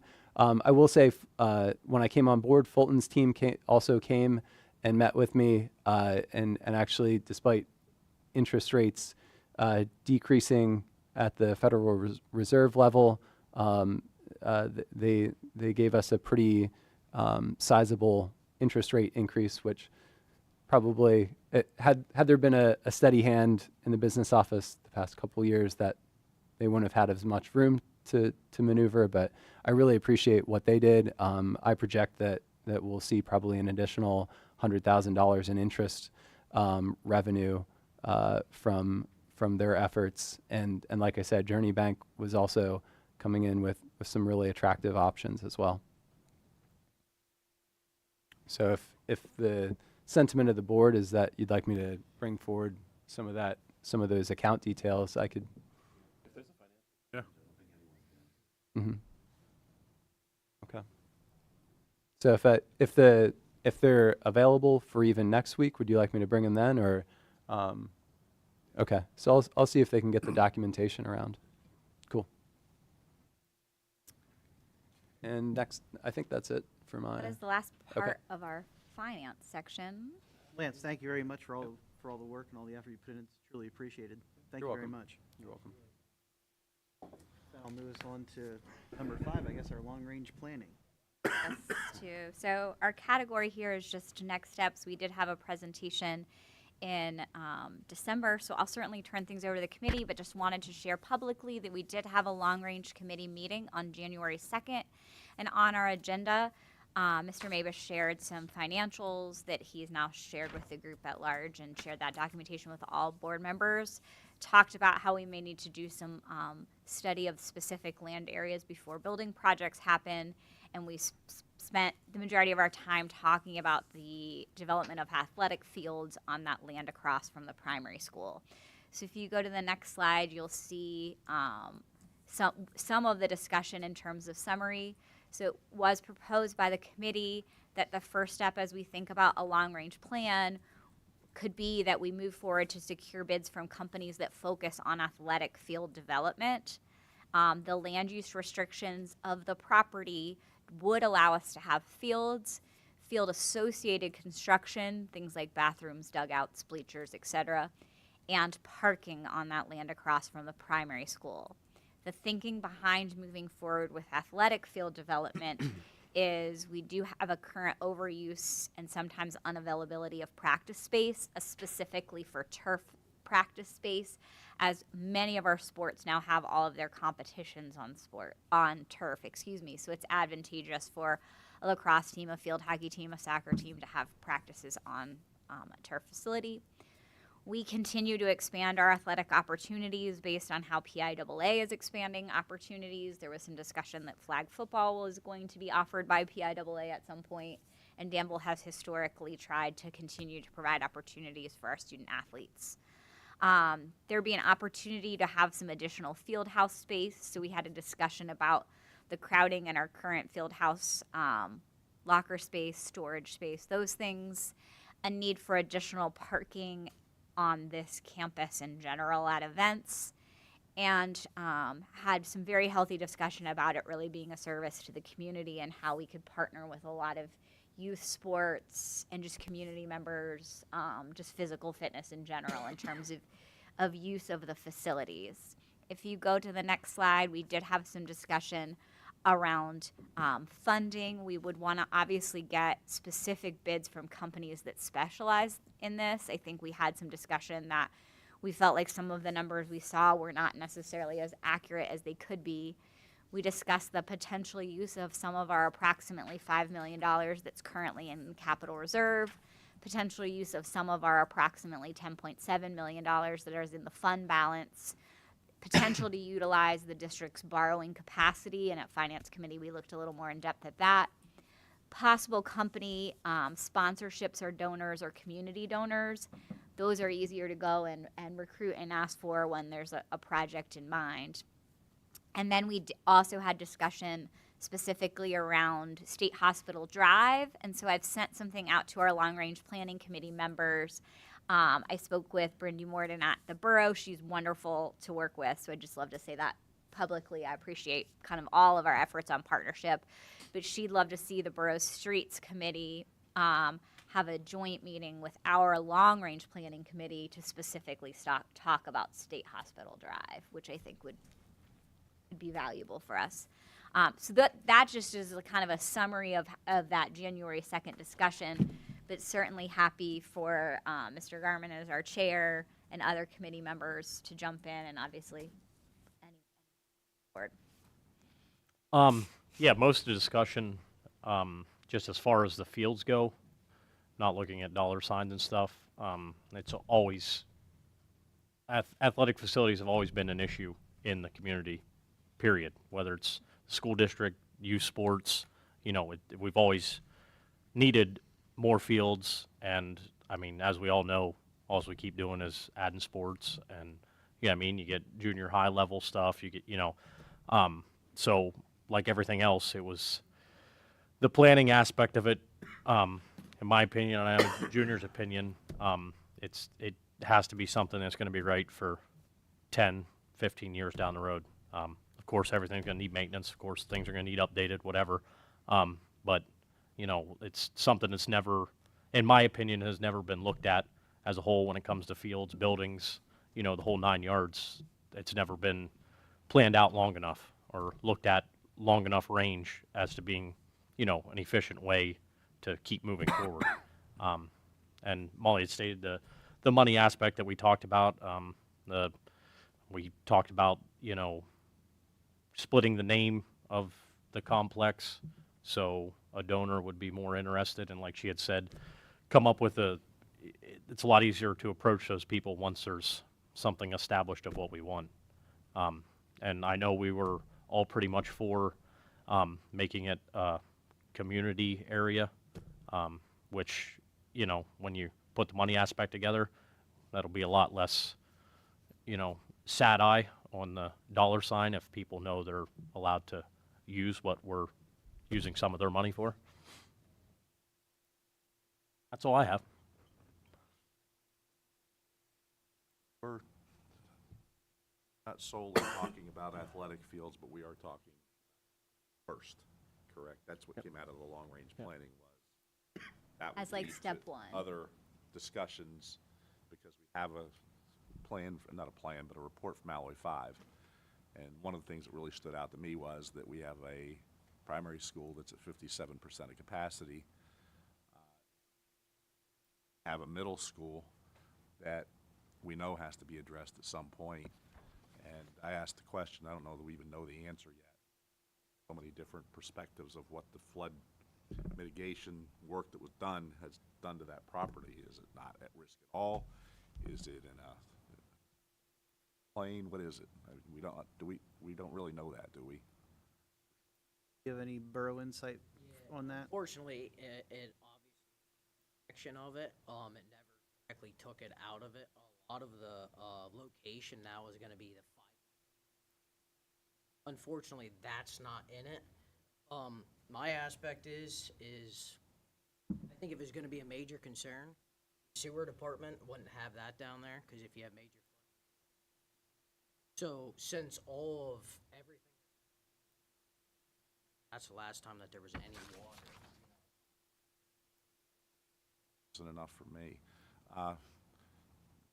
Still, do we have a written report of what our risk is down there? Does anybody have any? They're in the process of FEMA's updating the flood maps. Okay. I'm gonna say here within the next month or so, but it's not out, to the hands of the public at the moment. Okay.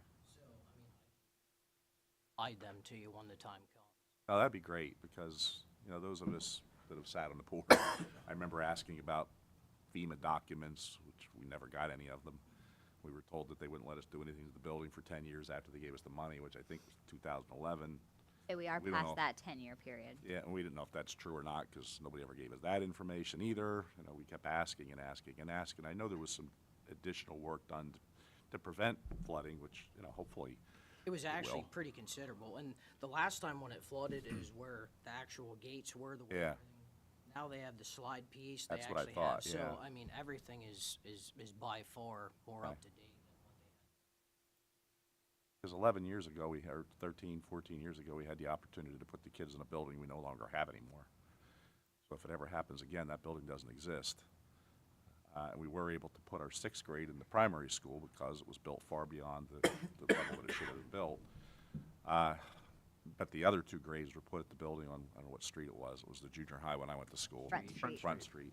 That building, we sold that building, so, you know, hopefully we don't have that risk anymore, but we do know the building is not in great condition. For a 1957 building, a lot of times those last a long time, but that one's been through a lot, and, report, and we are gonna have to decide. whether- 2011, they only had a gate on the Danville side of the bridge, right? Don't hold me to this, but I believe it was where the actual railroad tracks were. It wasn't so much the Route 11 section. And like I said, everything that's there, I mean, I gotta, you know, give credit where credit's due. The borough stepped up. Yeah. Their whole process of getting everything, I think within an hour or so, they can have everything up. Yeah. They actually have bolt-on pillars where walls slide down. So like I said, the comparing from 2011 till now, there's no comparison. I No. remember when they did something. I'm not doubting anyone. I just get stuff. Yeah. Whomever it's supposed to come from. But anyway, that's part of the discussion as well. is That building, if that building's going to continue to be there, and if it is, it's going to need money, and it's going to need some maintenance and care. And if it's not, we need a decision what we're going to do with it. So that discussion has to take place as well. And like you and I have talked, we don't know what's inside. We don't know what's behind the walls. Right. As you get deeper in the building, we don't know. I don't think that kind of assessment's ever been done. Correct. I don't believe. Yeah, so it's not, that problem's not going away. Correct. But unfortunately, to move forward with any kind of a long-range plan, the field project kind of has to be the first step. Because like you and I have talked about, in order to start to reconfigure anything, buildings have to be ready to go day one. So like if we're going to just uproot the kids from the middle school and place them somewhere, we have to have places for them to go day one because we no longer have the extra buildings to use.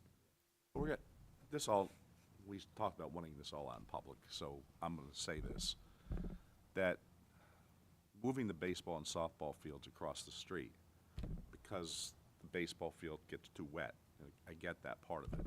To me, it's more important that it be moved if we're going to bring kids up, because then you're going to need the parking for that. I'm going to be real slow to vote for a couple $1 million for more parking for what we currently are dealing with right now, because we're probably going to put some parking on the other side of the street, right? Is that part of the plan? It is, but we could also eliminate it from the plan if we need to accommodate more area over there for something. Got to walk everybody across the street, which you're talking about the borough The with. street plan. All right, so that's the first I would think part. we probably want some parking on that side. Yeah. Maybe for handicap parking or officials or something. I mean, if we needed to reduce the parking lot size over there, we essentially could if we put a parking lot here. Yeah. The only time that I think it would be real congested, obviously, would be during school hours. It would be super congested on State Hospital Drive as far as for sporting events. Once everybody arrives, everybody's here. It shouldn't be too bad for people to cross. Plus, we have events at the primary school that get pretty packed, and there's a lot of parking scattered throughout State Hospital Drive on Route 11, wherever they can find a spot. Yeah. I think I saw Mrs. Earp out here valeting the other day, trying to look at the fair, like pointing people in directions. It's just a bit of a sore point because they knew all this stuff when they built the primary. And they didn't properly Yep. address it at that point. Now here we sit. They moved the baseball and softball fields off of the primary property. They moved it to an area where they were told they shouldn't move it. We know it's not stable enough for a baseball field. Now we're going to charge the taxpayers a couple more $1 million to move it across the street. I don't know anybody that moves baseball more than Danville does over the years. We just constantly move baseball. It's a S field, State Hospital, and here we are again, and we're going to move the baseball field because we didn't properly plan back in 2011. Our debt's high. We're still paying from 2011. That's why it's high. We haven't borrowed that much money since. The last borrowing was for the Liberty Valley project. Most of that was to refinance debt. We borrowed for the auditorium. I don't even know that we borrowed for anything else. This is all from the 2011 building. So we're still, and Ty, I know you talked about this. I'm glad you did, and others as well. We're still trying to fix prior mistakes, and that's why we have to make sure we're diligent and really think this through before we make more mistakes. People are talking about us 15 years from now like I'm talking about them. No, They probably will anyway. Flawless. Yeah, like you I had like said, it. like you had said with this school, I mean, I told you in the meeting, like, you know, I was obviously still in high school when this was done finally, and like everybody always talked, like, oh, they're gonna get rid of all the elementary schools, you know, or build a new elementary school. Well, we built this, and we still have another elementary school. So it's like what, you know, and like you had said with moving to baseball field and stuff, I mean, I know that's a sour taste to charge people for that umpteen times till we finally figure it out. But I think the plus side will be, you know, the public knowing that that's land can only be used for sports. Yeah. You know what I mean? So we're moving this because it can only be used for sports. So, you know, and I told you in the meeting, like, the questionable stuff with those fields now, as far as parking lots, you know, I had said that in the future, if anything needs to be built there, I would rather be tearing up a parking lot than ripping a building down or tearing up a sports field or, you know, something like that. It's a lot easier. If something needs to be done in the future, you know, you're only losing a parking lot or moving a parking lot. Comparing out of all the what's going to be estimate of how many acres that's going to take of the 20 acres. So we've seen some preliminary drawings from Alloy 5, but there are like use of them as an organization. They're not specifically a like field designing organization. So they've given us a sense of what could fit there as a piece to the other building design things they did. In the drawings that they're sharing, they're showing a 2 turf fields and a baseball and softball field with space in that outfield for an additional practice field. They're showing dugouts, bleachers, and another field house. I'm like, why have I lost the word field house? And another field house with some parking. So those would be the things that when the committee met, that the discussion really was that our next step, if we say fields are step 1 in the process, would be to put out to bid to a company that specializes in fields, like the creation of plans and management of that project, where we name, like, these are the types of things we want to see, but they would be the experts on exactly how the baseball field should be, you know, mapped out, and we'd have meetings to work with them to design. So I think, I'm sorry for people that had to hear that. We're just in a position where wanting some insight of, like, our field's really the first step. And I think Mr. Garman's point that we've purchased that land and it is only usable for fields isn't important. You know, like, Yeah, you the only can't reason say what that's a building over The only there. reason what I was kind of getting at is with the drainage issues, the issues we're already having just with fields over there, baseball fields, is that even going to be suitable to even put a parking lot in? I keep asking the same thing, because I don't know One of that my we know concerns that. I see with that being fly ash, a lot of locations that had prior fly ash, once you get in there and disturb that, environmental comes in, now they find out that it's contaminated ground. So now we get stuck in there taking everything out that was already brought back in there. Again, kind of like the tennis courts, you know, I think a core sampling may be done before we go insinuating that we're going to turn it into parking lot. We had talked about that too. There's just too many questions that I have that if we have enough ground over there to, even if it's just a large stone parking lot, you know, we just. I'm sorry I'm so hung up on the baseball thing. I don't want to punish anybody for success, but didn't our baseball team make like the Eastern Final last year in that field? It's They not like did. it's devastating the program. Yeah. I understand the frustration that sometimes you can't get in the field early because it's wet. I coached baseball for a long time. I get it. I'm not like, I understand. But we also, if we have turf fields, they can practice in those fields.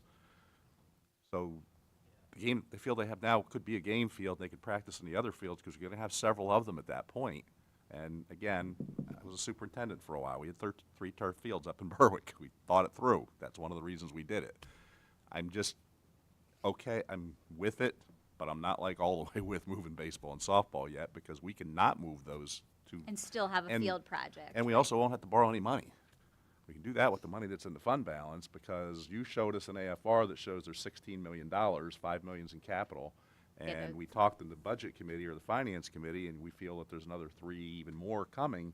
So we could probably do this initial project, and it won't look like we wanted it to look, but without going into debt any further. And that gives us a little more time to pay down the debt service and deal with the other buildings. I just want us to think about those things before we make a final decision, that's all.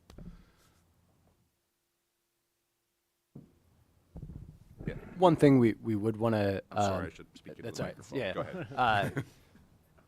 in speaking with Jamie Doyle from PFM, she did say, you know, when we have a project that's ready to finance and we know what it's going to cost, to make sure, you know, we're looping her in, because if we do use a substantial portion of our cash balance, Right. there could be implications for our credit rating, and so that it would be a balance. We'd want to Gotta make change sure. your interest rates. Yeah, Yeah, we don't both want of the to we don't op- want to the increase our options. costs for the future projects Yeah. and right now we're in a position. Right now, there's currently an environment where you can borrow money, and the rates that you're holding on to it aren't terrible. So, and School code yeah. does have a portion of it that talks about fund balance and how much you should have and raising taxes. There's a piece there, and I understand what she's talking about if you get your fund balance too low. I think several years ago, we always wanted 20% of our operating or our annual budget on hand, which at 47, 48 million, which it looks like that's where we're going. You know, you're talking about less than $10 million. That may not satisfy Jamie Doyle, but that's kind of where we were at that point. Jamie Doyle's the bond counsel rep, by the way. Yeah, and we're in a healthy position fund balance wise, so it is an option. I mean, that is why you have capital reserve there to do these types of projects. Right. You know, sometimes when you're engaging in one of these projects, even the design phase, sometimes schools will go out and borrow funds for that. Yeah. I don't think we'd need to do that. We would pull that out of capital reserve to. And we saw the numbers, the first $9.5 million we borrow. It's never easy, but it's manageable. Correct. It's manageable for the community. It drags the debt out a little further, but it never goes up a whole lot more than it is right now. It's that second phase when it's not. Correct. And that's what we're going to have to work our way through. So, okay, I said what I needed to say.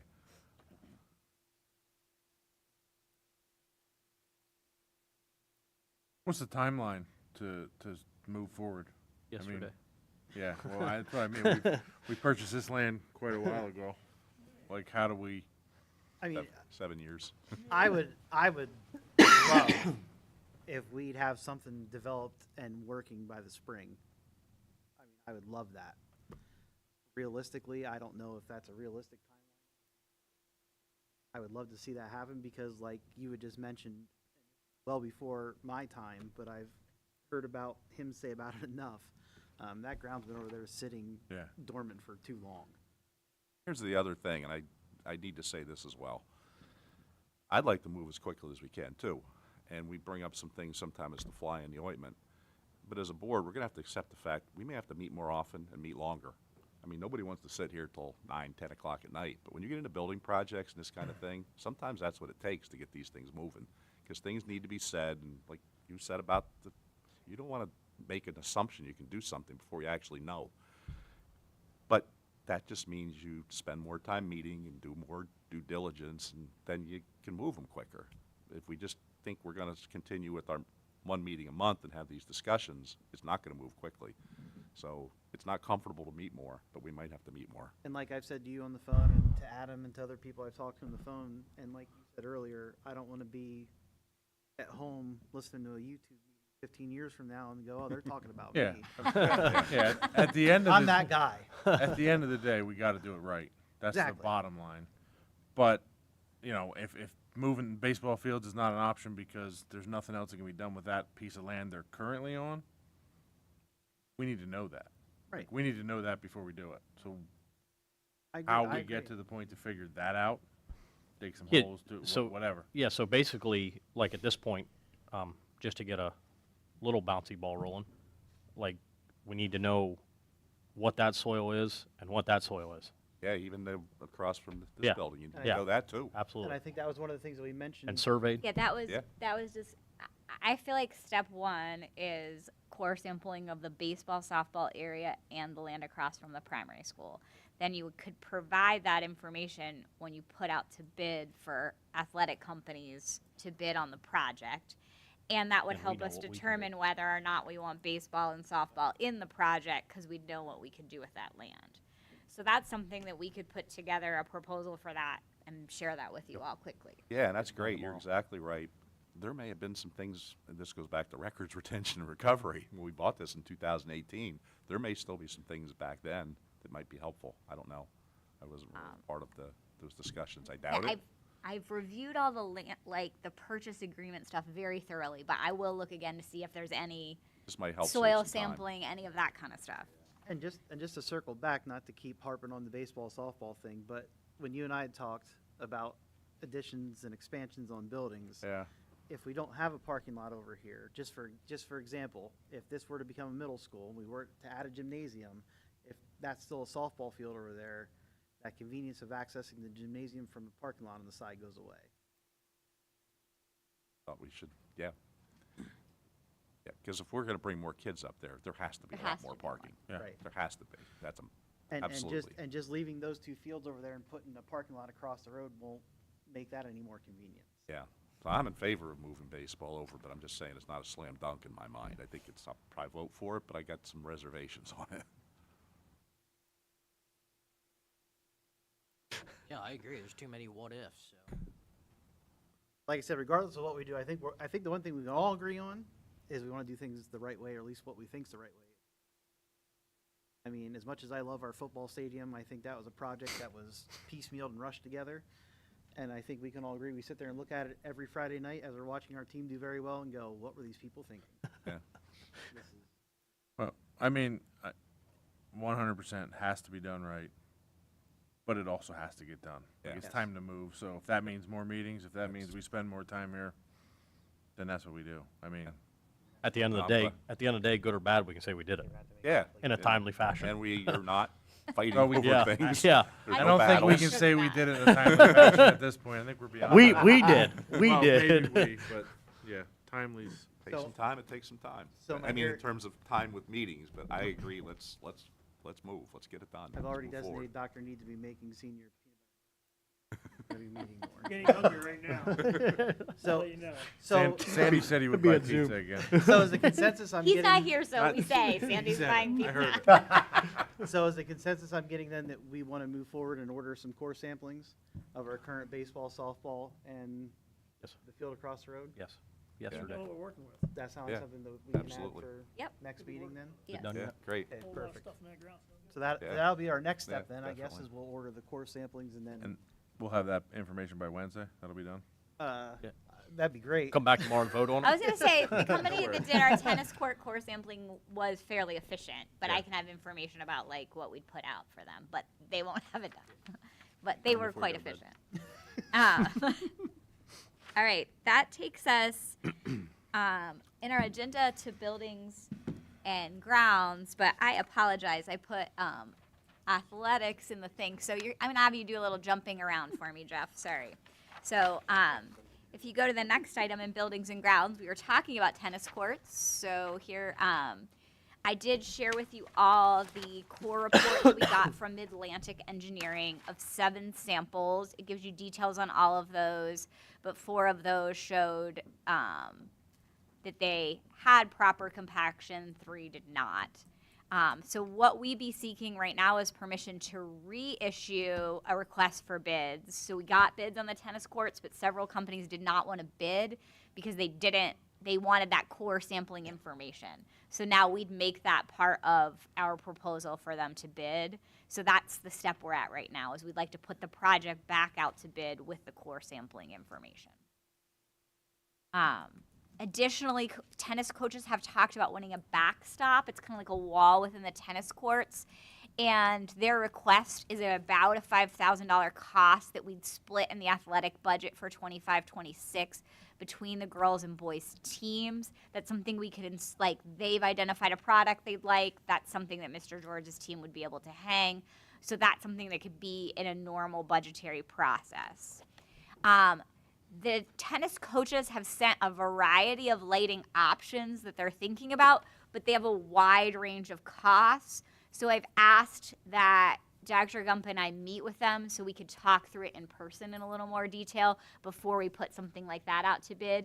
There are some costs that are more like wheel-up kind of lighting options that sit more in like a $10,000 range. I don't know if they'd really do the job.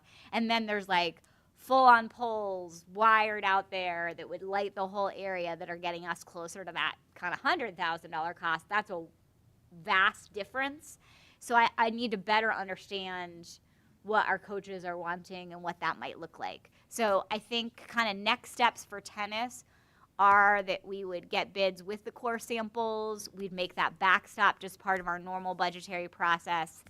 And Dr. Gump and I would have further discussion with our tennis coaches regarding lighting. Any tennis questions?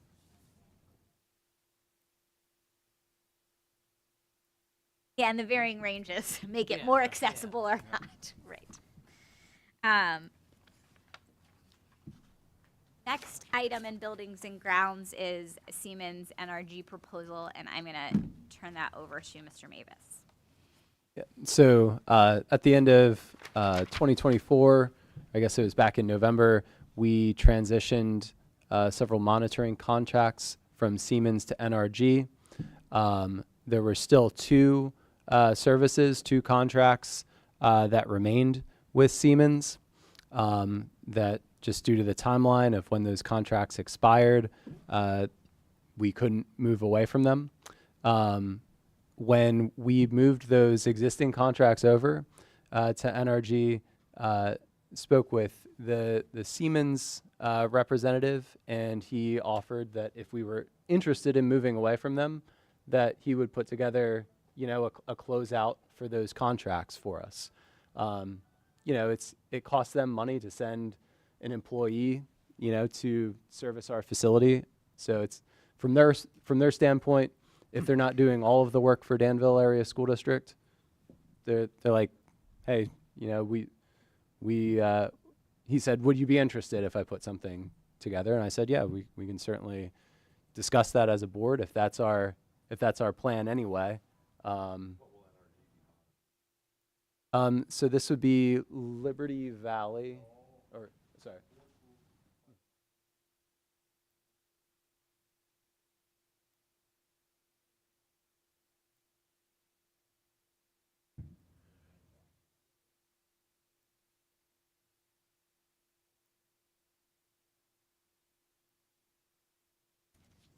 And this is a one-year deal. So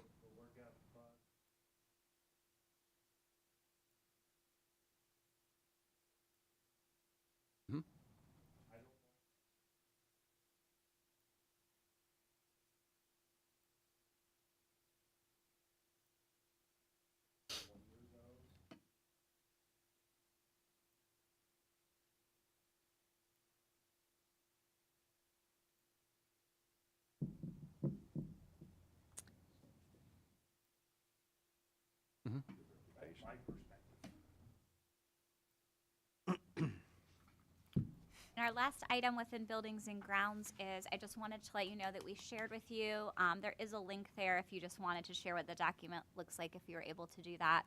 This document has been shared electronically, and I believe you have a physical copy in your folders as well. This is just an athletic facilities overview. So we've had some discussions around warranties, contracts, those kind of things. So what you'll see in this spreadsheet is each of our athletic facilities in column A, the location, what sports are using that and in what season. Are we talking about an interior facility or exterior, the surface of that facility, just any additional notes about it, the last time it had a major upgrade, the company responsible for it, and any warranty information around it. Because I think we've had just some varying conversations as we fix gym floors, we're talking about tennis courts, those kind of things. So that just is a so that's there's nothing to vote on there, that's just an FYI piece of information for everyone. That does take us to athletics and extracurriculars. So sorry, Mr. Ryan, making you go back a little bit in that show. I'm sorry about that. So in athletics and extracurriculars, I just wanted to give the group an update about our fire club. Certainly would like to just publicly thank Mr. Franz for all of his work with this group. He does an outstanding job working with our students and thinking about sort of the future of the club. So one thing that our fire club members did was participate in a search and rescue exercise prior to the holiday break. They do some of these like actual physical exercises and simulations that definitely excite our students. But a big project that Dr. Gump and I have been working on with Mr. Franz is thinking about how we can get these actual certifications for our students that are interested. These certifications can translate to like careers in like paid fire companies or things like opportunities for students in the future. So we are currently working with our local fire chiefs and the Bucks County Community College that has some of this coursework already developed on developing a co-op experience for seniors for next year. So within our co-op structure, students can get up to 2 credits for going to a co-op experience. We have many students that go to Geisinger and like other organizations in the community. Many work right here in our own school system. But they could go and work with our local fire chiefs are working together with Bucks County in designing this, and they could have a 2-period-a-day co-op experience that would allow them to earn those certifications. So in that co-op time, they could complete the coursework that's associated with that. They would also be able to do some of the hands-on training, and we've certainly communicated with Mr. Franz that we're also willing to be flexible in the same way that we have these exercises happening now, that if there was a day that they needed a full-on training, that those could be like excused absences for students. You know, they're off doing a full day of some sort of training. So we feel like this could be the best model for working in the actual certifications, their high school course experience. So excited about that model. There is even a possibility that we could pull off a certification or 2 for a couple seniors this spring by using their flex and after school time. So it may just be a like one-time thing that we can pull off for a few students this spring that wouldn't have this opportunity because they're graduating. But we're definitely looking to having this be an opportunity for next year seniors and then moving forward from there. And again, just thank you to Mr. Franz for all of his work with the club. Also, Commissioner Finn, who's also a local volunteer firefighter, has been instrumental in working with Eric to think about what this could look like. And I'd just like to thank all of our local fire chiefs, because that's where Eric went first to have a meeting to just say, hey, is there interest? Would we want to support young people in doing this? And he came back and said every fire station was interested in supporting that work. So that's our update there. The next item I just wanted to share is when we recognized athletes last semester, Coach Duffy, who does a wonderful job with our golf team, talked about how he wanted to get more young people involved in golf, and we don't currently have junior high golf. So in doing some research, you can technically have a junior high sport in anything that PIAA offers, but almost no schools in the state of Pennsylvania have official junior high golf, and no one in our region does. So it probably at this point in time wouldn't make sense to make some sort of official junior high golf team. But Mr. Albertson is going to be working with Coach Duffy on just like what does it look like to like start some more youth programs, have our high school students like working with young people. He's just interested in growing golf regionally, and we certainly work with our coaches in any sort of youth development. That's something I want to like have us keep an eye on if that would start to grow, coming back and saying, what does that look like? Yeah, I may be way off base on this. I don't know. I'm just going to throw it out there. Would it help him for us to have a junior high golf program so that the kids can go practice with them and be under our umbrella insurance-wise and things like that, even if they don't have any matches? Is that the benefit? Is that a possible benefit? Bless you. I think that would make sense because Really that wouldn't would, cost as much. I mean, I don't think the cost, yeah, it wouldn't cost as much, but I think that would be a driver, no pun intended, to kind of generate interest in the program. Yeah. Because Yeah, he's, I mean, absolutely a benefit to the program. You're getting young people out there Yeah. working with the And coach. they could have matches amongst themselves. sure, Like, yeah. it's, They get to be with, I mean, he's a tremendous golfer. yeah. He was a state champion. Yes. He's fantastic. And then they can go to practice. He can work with them, and even if they don't go to any Right. matches. And like volleyball right now, we do it in a club format, although we voted to change that, and they do it amongst themselves. But so we could even look at what our agreement is with Frosty Valley and see what we'd need to be called to get like additional students Yeah. added on. Yeah. But we definitely want to support him Yeah. in growing that. And I know he has had some of our high school golfers go do like demonstrations at elementary schools and try to get, when you start it young, that's when it ends up being. Glad he's interested in doing things for younger kids, and he's committed. He's great for the program. Yeah, he is, really. Well, I'll talk to both Mr. Albertson and then Coach Duffy about what would it look like to add additional athletes kind of in our relationship with Frosty. That we at least Yeah. get them out there Yeah, as and long think as- about if we need a vote on what that's called. Yeah, as long as everybody's okay.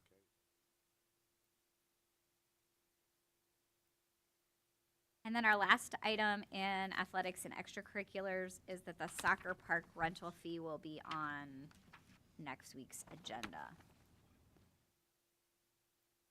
Yeah, if we build those fields, we won't need that. Then How many million that is in a takes couple us thousand? to item that section 8 on policy. So just wanted to share with you all that you'll see a first read of the records retention policy for next week.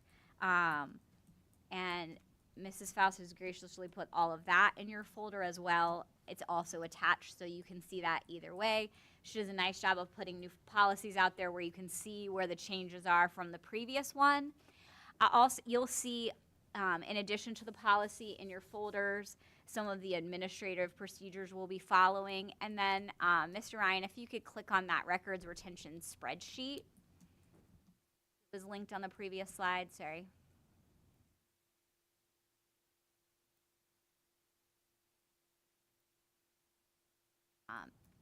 And I hope to have this to you in physical copy for next week. We're working through it. It's not, I would say we're at about like 80% complete right now, and I just like to thank Mr. Ryan and thank Mr. Mavis for their work with me. So what we've done, I think that, not that we don't want to have a really strong policy in place, but we also need to be thinking about all of the specific records we have. So you'll see on the bottom of this particular spreadsheet the categories for types of records that we have across the district. So from administrative to finance to personnel to special ed. And then what we're doing is then categorizing the kinds of records within that larger category, describing them, naming whether the retention type is a digital record or a paper record, where that is located in the district, if there is a vendor associated with that retention record, or if that's here in the DASD, the person who's responsible for that record, the other people with access to that record, the period of time in which it legally has to be retained, and then security measures that we put in place. Is that under lock and key? Is there encryption to that? And so we're working through that process for essentially all records across the district right now. So we've put a considerable amount of time in the last month or so. And wanted you to know that the sort of supporting work behind the policy is in here. That's cool to see. I know that's not nice and flashy, but I can't tell you how many times I've been in a meeting and we find where is, and not because of this administration, but because of not even knowing where stuff was or where to find it or how to find it.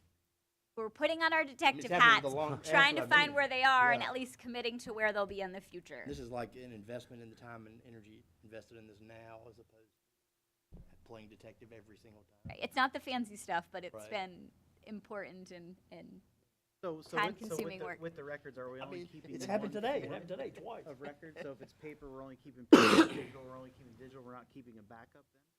So,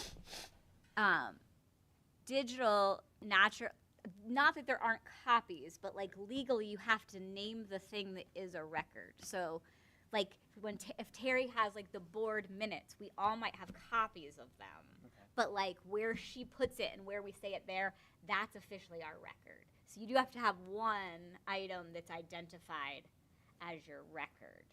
So you'll see in some of the regulations, though, what we have to think about is as much sort of like disaster mitigation as possible. So like we want to get to as many digital records as possible, and kudos to Mr. Ryan and his team for working hard. He's currently taking us through special ed records all being moved to digital. Kudos, Mrs. Delgado, Ms. Wenrick, Mr. Ryan for that work. So we want to get there because then you naturally have some protection. But then we also like literally physically think through where is a physical record stored. And so for example, because of previous floods, no physical records are stored at the middle school. And that's what I was just, You know what I mean? So like just even actually thinking through where is the safest place and that's what I was just thinking. and like, where, if you how had is a that physical- locked Yeah. and like there's a specific storage room within the high school, for example, that's organized a certain way to. And that was just my concern, is if it was only a paper record, and that were to happen, like where is our backup? Is it kept Have an digitally? electronic record and a paper record, but the official record. So in here we're naming not every single thing we would not have digitally yet, but we're working towards that. But in here we're naming like if we got a right to know or something, and someone like what is the record? We're naming if it's paper or digital, our current actual record. But Mr. Ryan, one of Mr. Ryan's goals for this year is moving more of our records digitally, and special ed we decided was some are already there. So kudos to his team for like years of work on this. But our current project is special ed, and then next he's coming to business office. Some things in business office are currently electronic, but some are paper. So we'll be working to make all of that. Any kind of a project, our records then would be stored with whomever internally we designate records, including contracts, warrants, even notes from discussions, all those things are probably going to be of some value. And if we get a little further along, we might even want to consider tape recording, long-range planning, that type of thing. Not doing that currently, and we currently have in our policy that minutes are the record and not we do. That was the next thing I was Yes. going toward. Go ahead. Yeah, so we have in our policy that minutes are the record of any Yeah. meeting. We have not Right. the recording, but we do make recordings available to the public because we want. We're If you can't probably- tune in tonight, you We're might probably want to tune keeping in. them a little too long, really. We probably should have had a point where you don't need to, You actually don't have to you keep don't have to them. keep them at all. Yes, you don't have to keep them at all. That kind of started in COVID, and I think people Yeah. have appreciated the convenience. But as a board, you can definitely say we're only keeping them available for a 6-month period of time or whatever we'd want to.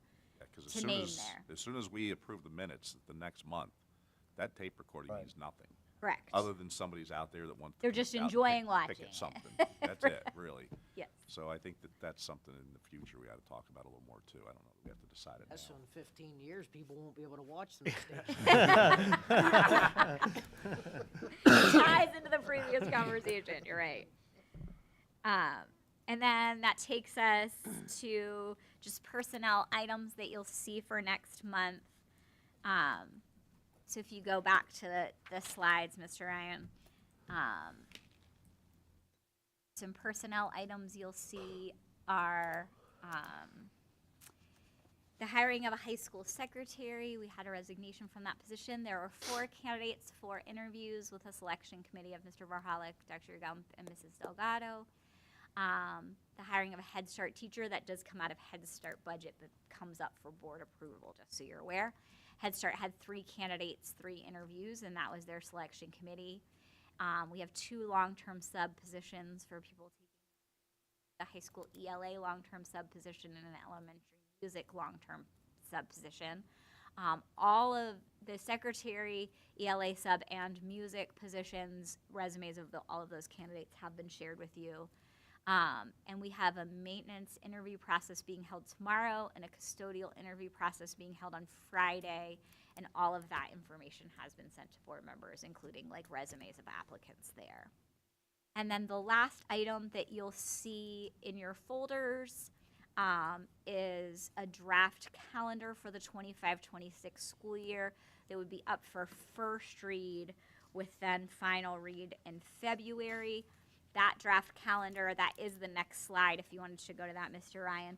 But that draft calendar looks extremely similar to our calendar for this year.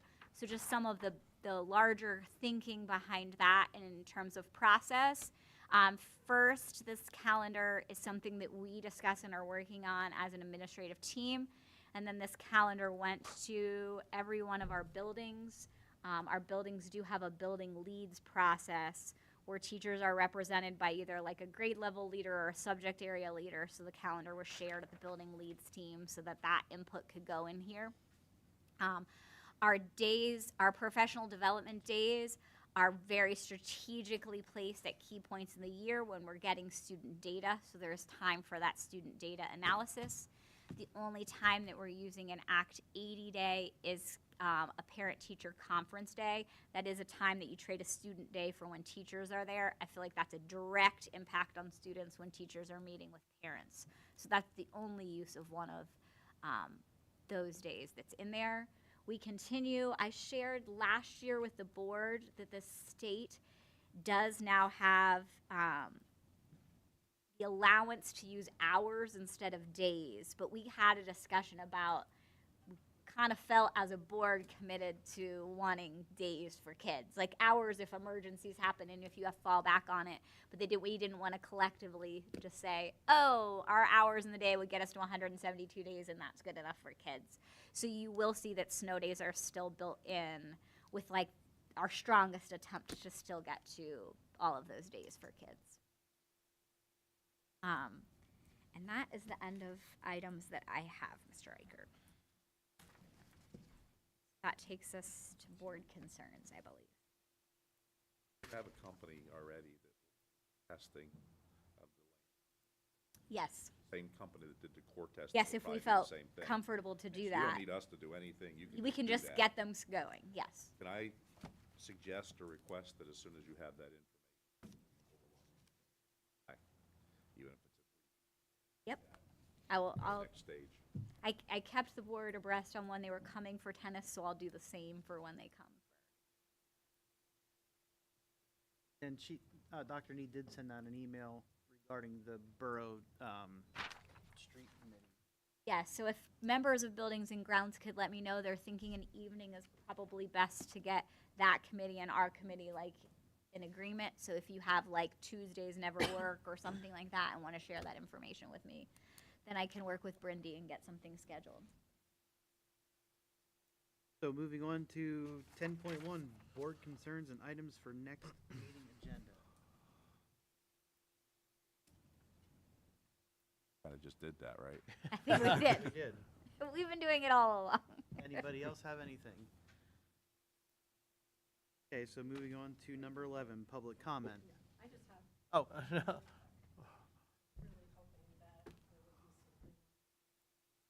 Agenda that I could speak at the beginning, but then I would have missed out on all the fun. All the fun we've had tonight, Kelly. I just have a question about coaches in general in the district. I did a lot of homework before I came here tonight because I didn't want to sound like I didn't know what I was talking about. So I went back and printed out and made kind of my own little spreadsheet of all of the sports in the district and all the coaches and the number of paid coaches. And I just have a question. How does the district determine how many paid coaches they have within a sport? Because it's kind of all over the place. Throughout each of the sports, there's a different number of paid coaches. So is there a policy? I would certainly How be do happy for us to Yeah. meet and for me to dig into your data a little more. And I not guess seeing that, it now. that kind of leads to like my bigger question, you know, as the middle school soccer coach, you know, I'm really trying to advocate to try to get a paid assistant. Okay. You know, when I look at some of the other programs that we have within the district, we do have some programs that have more than one paid middle school coach. So I don't know if it's a numbers issue or how it's determined whether you get a paid assistant. You know, right now I just have a volunteer. And it's just very hard to find people that want to coach in volunteer. general. Yeah, and you know, I think our numbers justify. I mean, we have healthy numbers. So I don't know, you know, when you compare the number of paid coaches through different sports, you know, I guess you can argue it depends how many numbers you have, but in some cases that doesn't make sense. So I don't know if that's how we justify it or not. I don't think that there's something on paper, but it's also possible I'm just not aware of that something. Right. But And I don't know. I and would that was name one that of my there's. questions. I think numbers is But again, I think it'd be helpful for us to like look at your specific numbers. I Yeah. don't know them offhand, so we should probably meet. Right, But and I think numbers we're looking always at. fluctuate. I think get that. numbers are one thing that we're going to look at, but then there's numbers in connection to that specific sport, and I would say safety connected to that sport. And so, like, one of the items for safety I think about is just like what actually happens in a practice in terms of like how spread out are we? Are we running all over town versus like all together on a field? What's the impact? Those kind of things. And I know specifically like with middle school soccer, for example, you're traveling to the same place that the boys are. Like we schedule games together. So it does allow for there to be more Danville people at like the actual event. So things like that would be taken into consideration. Like I mean, when we the don't team travel travels together, to though. Bloomsburg. They are two. I mean, they're very separate. We don't travel together. I mean, are all of your games together though? Is that not they're the they're case back or no? to back, Okay. but we are two Like, would- separate entities. Sure, if but that makes I guess what I'm sense. saying is Yeah. I think that you stay for each other's things in terms of Well, another we have Danville different person there. buses, so Okay. so Neither- that is Neither the one case. has an assistant, the boys nor the girls. No, no. I mean, volunteer, yes. Paid, But not no. paid. Yeah, yeah. But I think probably what would make sense is, and Dr. Gump's here to hear this as well, is if we connected and I could have Mr. Albertson and Dr. Gump there, we could look at what you're talking about. I could ask Brian if there's something in writing that I'm just not aware of, but I'd be Right, and happy for us to further yeah. discuss. I mean, ultimately, I'm here to advocate and to maybe find out like what would I need to do on my end to further look at getting a paid assistant. Is How many you know, girls is are it just right now it's just bringing it up in conversation. Sure, yeah. How I move forward. Girls are in the roster. And it fluctuates. And it's middle school, so Yeah. it depends on the week, even.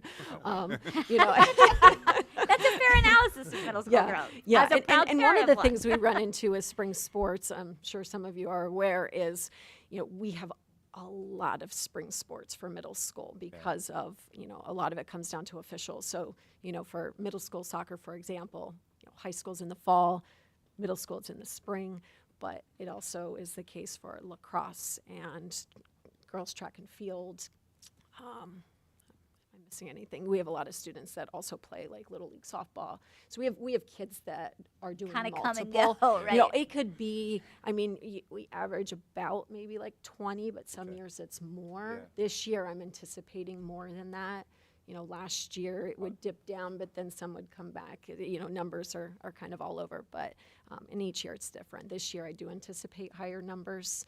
Given what I see within like some of the club programs in the area, but I mean, I have a volunteer. I'm just trying to advocate. And she is wonderful. Yeah, and I wanted to do my homework first, so I didn't come up here and a lot of it does make sense. I do have some other questions, but I don't want to hold anyone would say, up. I It's think more, that- if anyone from like the athletic committee wanted to listen to some of my additional questions, but the main thing that I wanted to ask was how we determine, and is the number of paid assistants within a program and how I can advocate to get a paid assistant. I think it would be, sorry, that was just an emergent thing to solve. I think that it would be great for us to connect because I'd like to try to understand more about it myself. Yeah. We could specifically look at girls soccer and see if an adjustment needs to be made for spring. Yeah. But it also could just be an opportunity if something doesn't exist on paper for us to get something on paper because even if the answer is, I'm not saying the answer is no, you don't get one. There Yeah. should be a reason Right. behind right, that. right. Right. Okay. Thank That's you. all I had. appreciate it. Thank And you. if you could send me your availability, that would be Yes. great because I know you're tied to a classroom. So you could let me know what works best for you. Thank you. So since you mentioned sports, one thing real quick, I know you and I talked earlier today, Hall of Fame committee. Yes. That's something we should. I bring know up. that Carrie had told me that Dr. Gump and I believe Mr. Albertson filling in for Mr. Moser, is that correct? Yes, and Dr. Gump has been in touch with the Hall of Fame committee members, and they are sharing their availability with him so we can. Do we know how close we are to that first round? I know this has been going on since before I got on the board. Do we know how close we're getting to that?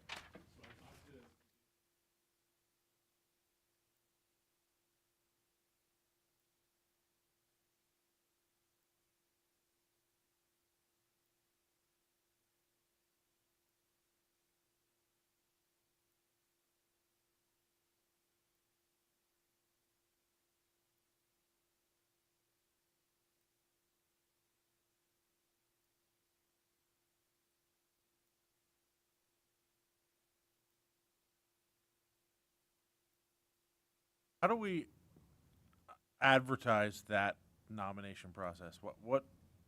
Where's that at? Like, how's that out there? Because I've had people ask.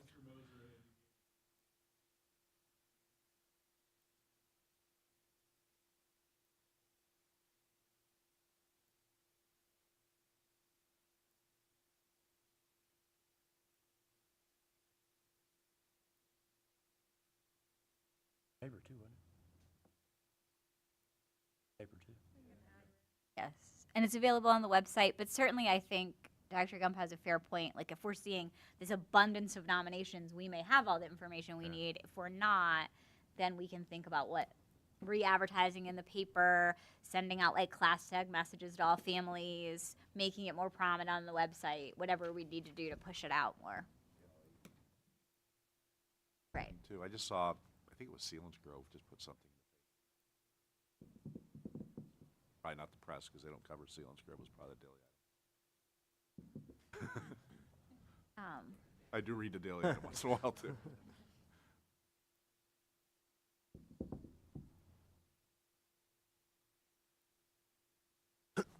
So if there's nothing else, we will pray a safe trip home. We're adjourned. I need to take a